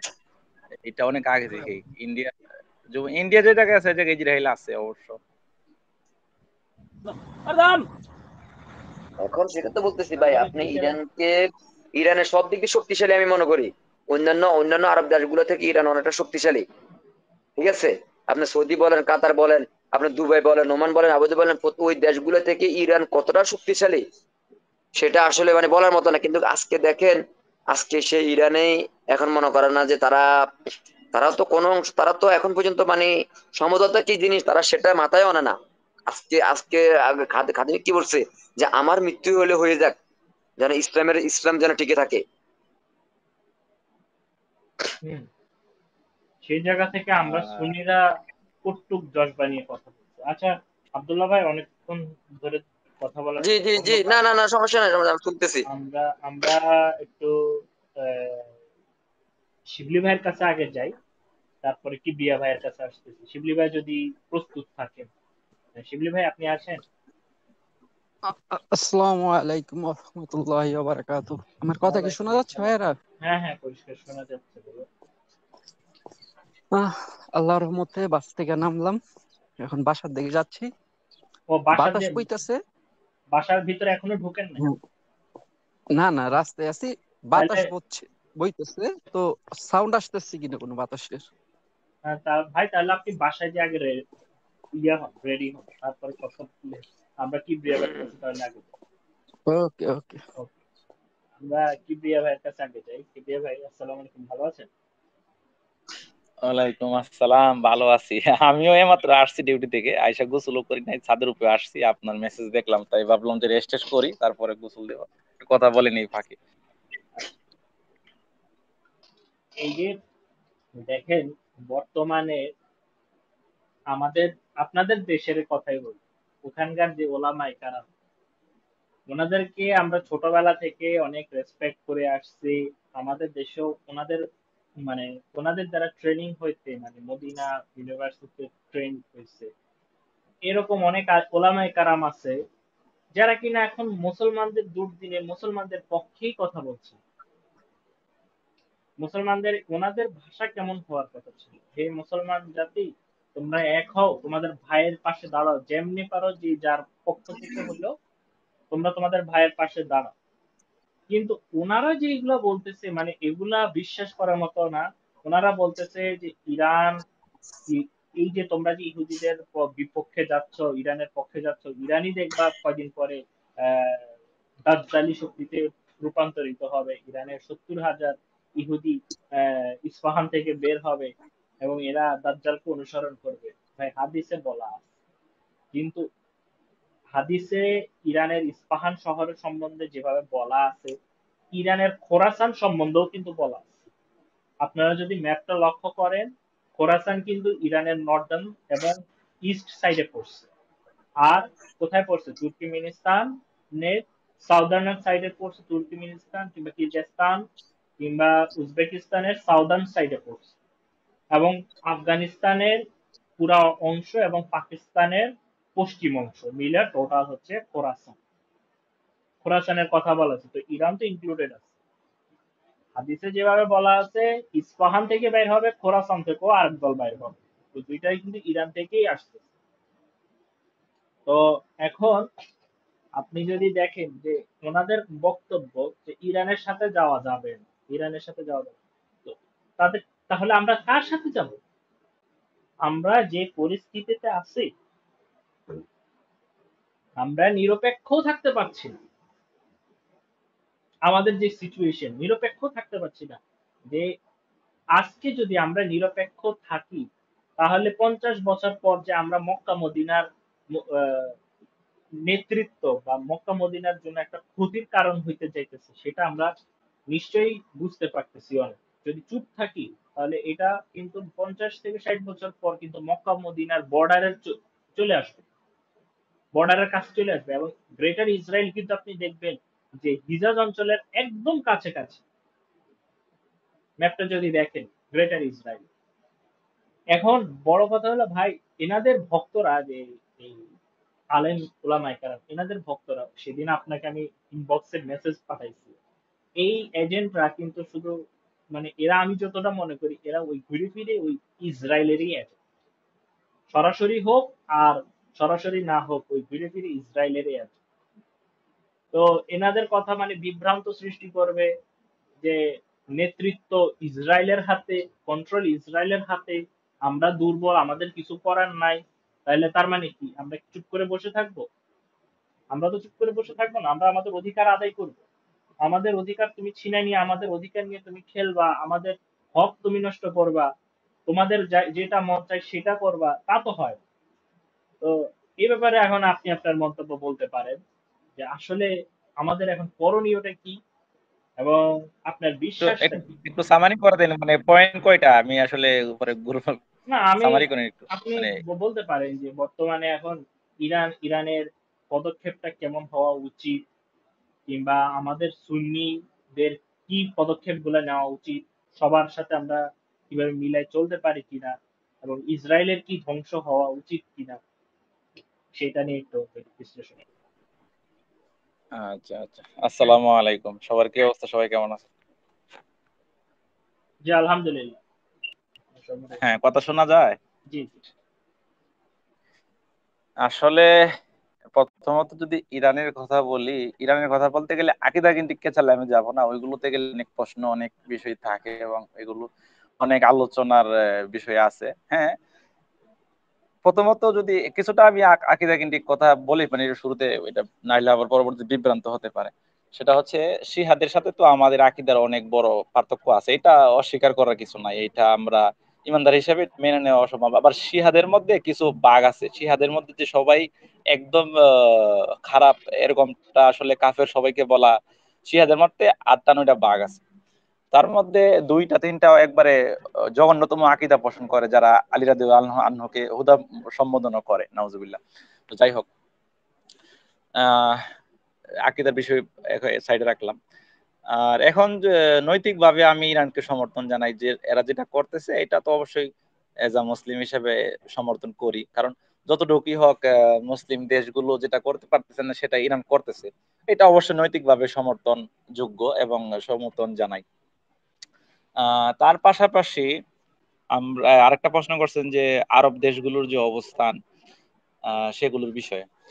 দেখেন, আরব দেশগুলোর যে অবস্থান বা আরব শাসকগুলো, এরা তো ফিলিস্তিন মুক্তির পথে সবচেয়ে বড় বাধা, বা ইসরায়েলের পাচারামি করতেছে, এটা তো স্বীকৃত বা প্রকাশ্যেই। আপনি যদি দেখেন ইসরায়েলি অস্ত্রগুলো কোন দিকে যায়, কোন মহাসাগর দিয়ে যাচ্ছে, বা আকাশপথ কোন দিকে ইউজ করতেছে, সবগুলো আপনারা ইয়া করলে বুঝতে পারবেন, বা ইয়া করেন, জানেন, এগুলো প্রকাশ্যেই, এগুলো সবাই জানে।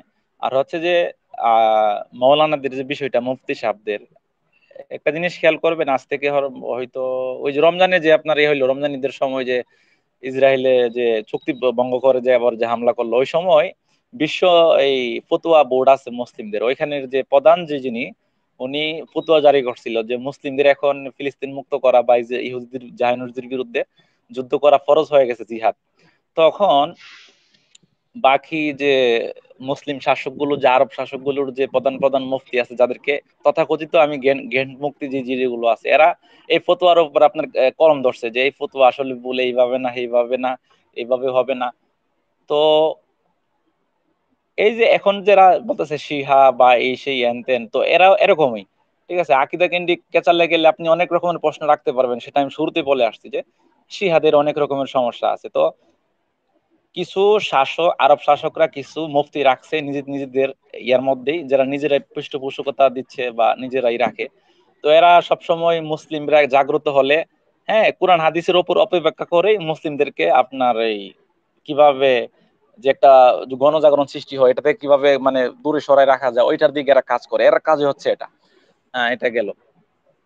আর এখন আরেকটা বিষয় এখানে যে ইরানের ভিতরে যে অনেক রকমের সমস্যা বা ইহুদিদের দালাল আছে। দেখেন, ইরান নিজেদেরকে কট্টর মুসলিম শাসন দাবি করে বা কট্টর মুসলিম শাসক, কিন্তু ইরান হচ্ছে একটা শিয়া কট্টর শাসন ব্যবস্থা, এটা অস্বীকার করার কিছু নাই। তো ওইখানে আপনার যারা সেকুলার, ওরা আসলে তেমন ভাবে সুযোগ বা অনেক রকম ভাবে আপনার একটু ইয়াতে দামাচাপা থাকে বা সবকিছুতে এরা অগ্রাধিকার পায় না আর কি। তো এই জায়গায় ইরানের মধ্যে যারা সেকুলার বা অন্য অন্য ধর্মাবলম্বী আছে, এরা তলে তলে আপনার অনেক বিষয়ে আপনার গোয়েন্দা তথ্য বা এগুলো ফাঁস করে, এটা বাস্তব বিষয়। আর এখন একটা সুযোগ পাইছে যারা সেকুলার আছে, এটা অনেক আগে থেকেই ইরানের মধ্যে আপনার যারা সেকুলার, এরা নানান কারণে একটু অশান্তির মধ্যে থাকে, কারণ এটা এই শিহা পন্থী হলেও এরা আসলে নিজেদের যে মতবাদ, এটার বাহিরে কাউকে উপরে উঠতে দেয় না বা অগ্রাধিকার দেয় না। তো এই ক্ষেত্রে ইরানের এই ক্ষেত্রে সমস্যা হচ্ছে।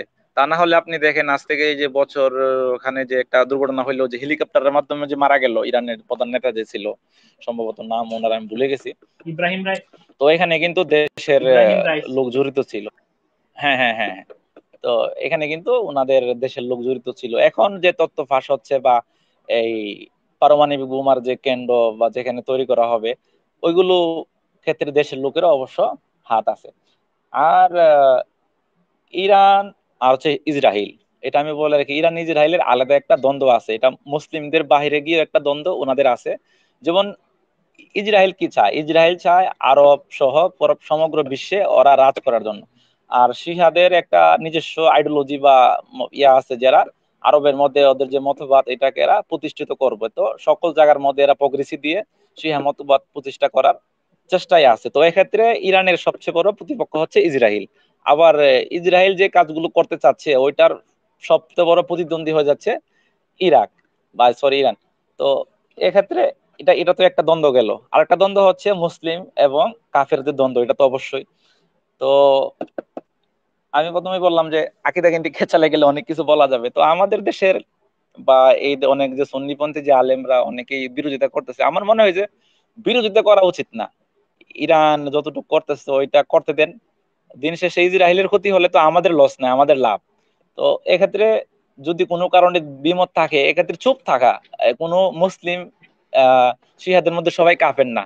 তো এক্ষেত্রে আপনি ওদের নৈতিকভাবে সমর্থন জানাতে পারেন, বিরোধিতা করা কোনোভাবেই সমীচীন হবে না। তো আমার ব্যক্তিগতভাবে মতামত। আর একটা বিষয়, যদি ওই যেটা বলছেন যে খোরাসানের বিষয়টা, সেটা করতে গেলে আপনার শিহা যে মতবাদ আছে, এটার পতন হবে। আপনি ইরানের পতন, এটা চিরধার্য, এটা আজ না হোক কাল ইরানের পতন। আমি যতটুকু আমি স্টাডি করে পাইছি, আল্লাহ মাফ করো যদি ভুল হয়ে থাকে, অন্য কেউ যদি কোনো ইয়া করতে মানে কোনো কাছে রেফারেন্স থাকে দিতে পারেন। তো আমি যতটুকু পাইলাম, ইরানেরও পতন হবে একটা সময় গিয়ে। আর ইসরায়েলের দিনকে দিন আরো এদের পাওয়ার বৃদ্ধি হবে। এরা আসলে কাউকে, মুসলিম কোনো দেশ পারমাণবিক বোম ইয়া তৈরি করে এরা এটা দেবে না। তো এই হচ্ছে বিষয়। পারমাণবিক অস্ত্র জিনিস থাকা মানে কি, আপনি নিরাপদ একটা জিনিস রাখলেন, মানে এটা হয়তো একটা ভয়ঙ্কর জিনিস, কিন্তু এটা হচ্ছে আপনাকে সবচেয়ে নিরাপদে রাখবে। এটা হচ্ছে নিরাপদ একটা বস্তু বর্তমান প্রেক্ষাপটে। তো এটা আসলে ইসরায়েল কোনোভাবে কোনো দেশকে হইতে দেবে না, মুসলিম কোনো দেশকে আসলে। তো এই হচ্ছে আলোচনা। আর আলো আলো আলাকসা মুক্ত হবে আসলে পবিত্র জিনিস দিয়ে। এইখানে ওই বাহির থেকে অনেক কিছু হবে বা সমগ্র বিশ্বে এটার একটা যুদ্ধ সৃষ্টি হবে। আর এখন ইরানের যে বিষয়টা, এখানেও ইরানের পরাজিত হওয়ার সম্ভাবনাই বেশি, কারণ ইসরায়েলের সাথে কোনোভাবে পেরে উঠবে না। এটা বাস্তবতা, যেটা হয়তো আপনি বলতে পারেন যে এটা অনেকের কথা শুনে বলতেছেন, আসলে এটা বাস্তবতা। কারণ ইরানের পাশে কোনো দেশ, মুসলিম কোনো শাসক দেশ এখন দাঁড়াবে না, আর দাঁড়ানোর মতো সামর্থ্য যদি মানে করতো সাহস, তাহলে একমাত্র মিশরের যে একটা সিস্টেম ছিল, মিশরেই সবচেয়ে বেশি দাঁড়াইতে পারতো, কিন্তু এরা তো দাঁড়াবে না। এরা চুক্তিবদ্ধ। আপনি যদি দুবাই দেখেন, দুবাই ইসরায়েলের যে চুক্তিবদ্ধ আছে বিভিন্ন আরব দেশগুলো, আমি যতটুকু জানি মিশরও কিন্তু স্বীকৃতি দিচ্ছে ইসরায়েলকে, যদি ভুল না করে থাকি, রাষ্ট্র হিসাবে। তো এরা আসলে কিভাবে ইয়া করবে? এই আরব শাসকগুলোর পতন হবে আগে, ইসরায়েলের পতন হইতে গেলে এদের পতন হবে আগে। এ হচ্ছে বিষয়। হুম, হুম। আমার আপনি আলোচনা মনে হয় একটু অগোছালো হয়ে গেছে, না না বুঝতে হয়তো। ঠিক আছে, অসুবিধা নাই। আপনি যে কথা বলতেছেন এটাই বেশি। অনেকে তো ভাই কথাও বলতেছেন, এই ব্যাপারে আসতেই চায় না। এই যে অন্তত এগুলো সমস্যা তো ভাই। সরি,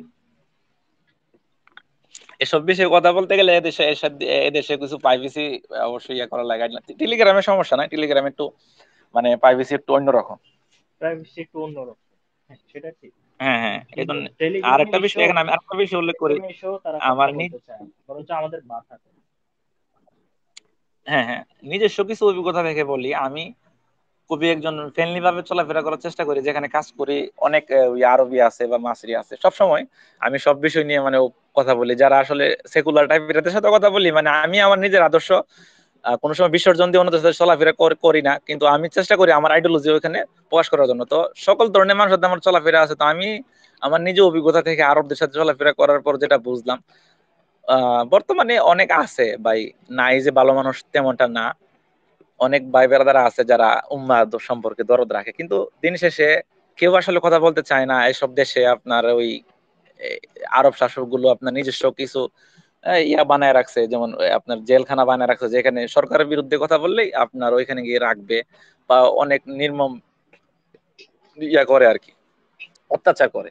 তো এক্ষেত্রে অনেকে নিবৃত্তে কান্না করে, এমনটা না যে মুসলিম ভাইদের জন্য দরদ নাই, কিন্তু অধিকাংশ মানুষই এখন ওই সেকুলার টাইপের হয়ে গেছে, এবং এই উম্মার সম্পর্কে দরদ বা উম্মার দরদ নাই বললেই চলে।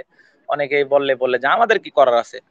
হ্যাঁ, তোমার কিছু করার নাই। যারা প্রকৃতপক্ষে ফিলিস্তিনকে বা মুসলিম উম্মাকে ভালোবাসে, তারা একটু অন্যরকম ভাবে বলে যে এটা তো ভয়াবহ কাজ হইতাছে, আমাদের তো উচিত ছিল এখানে যাওয়ার, কিন্তু এই আরব শাসকগুলোর জন্য আমরা যাইতে পারতেছি না।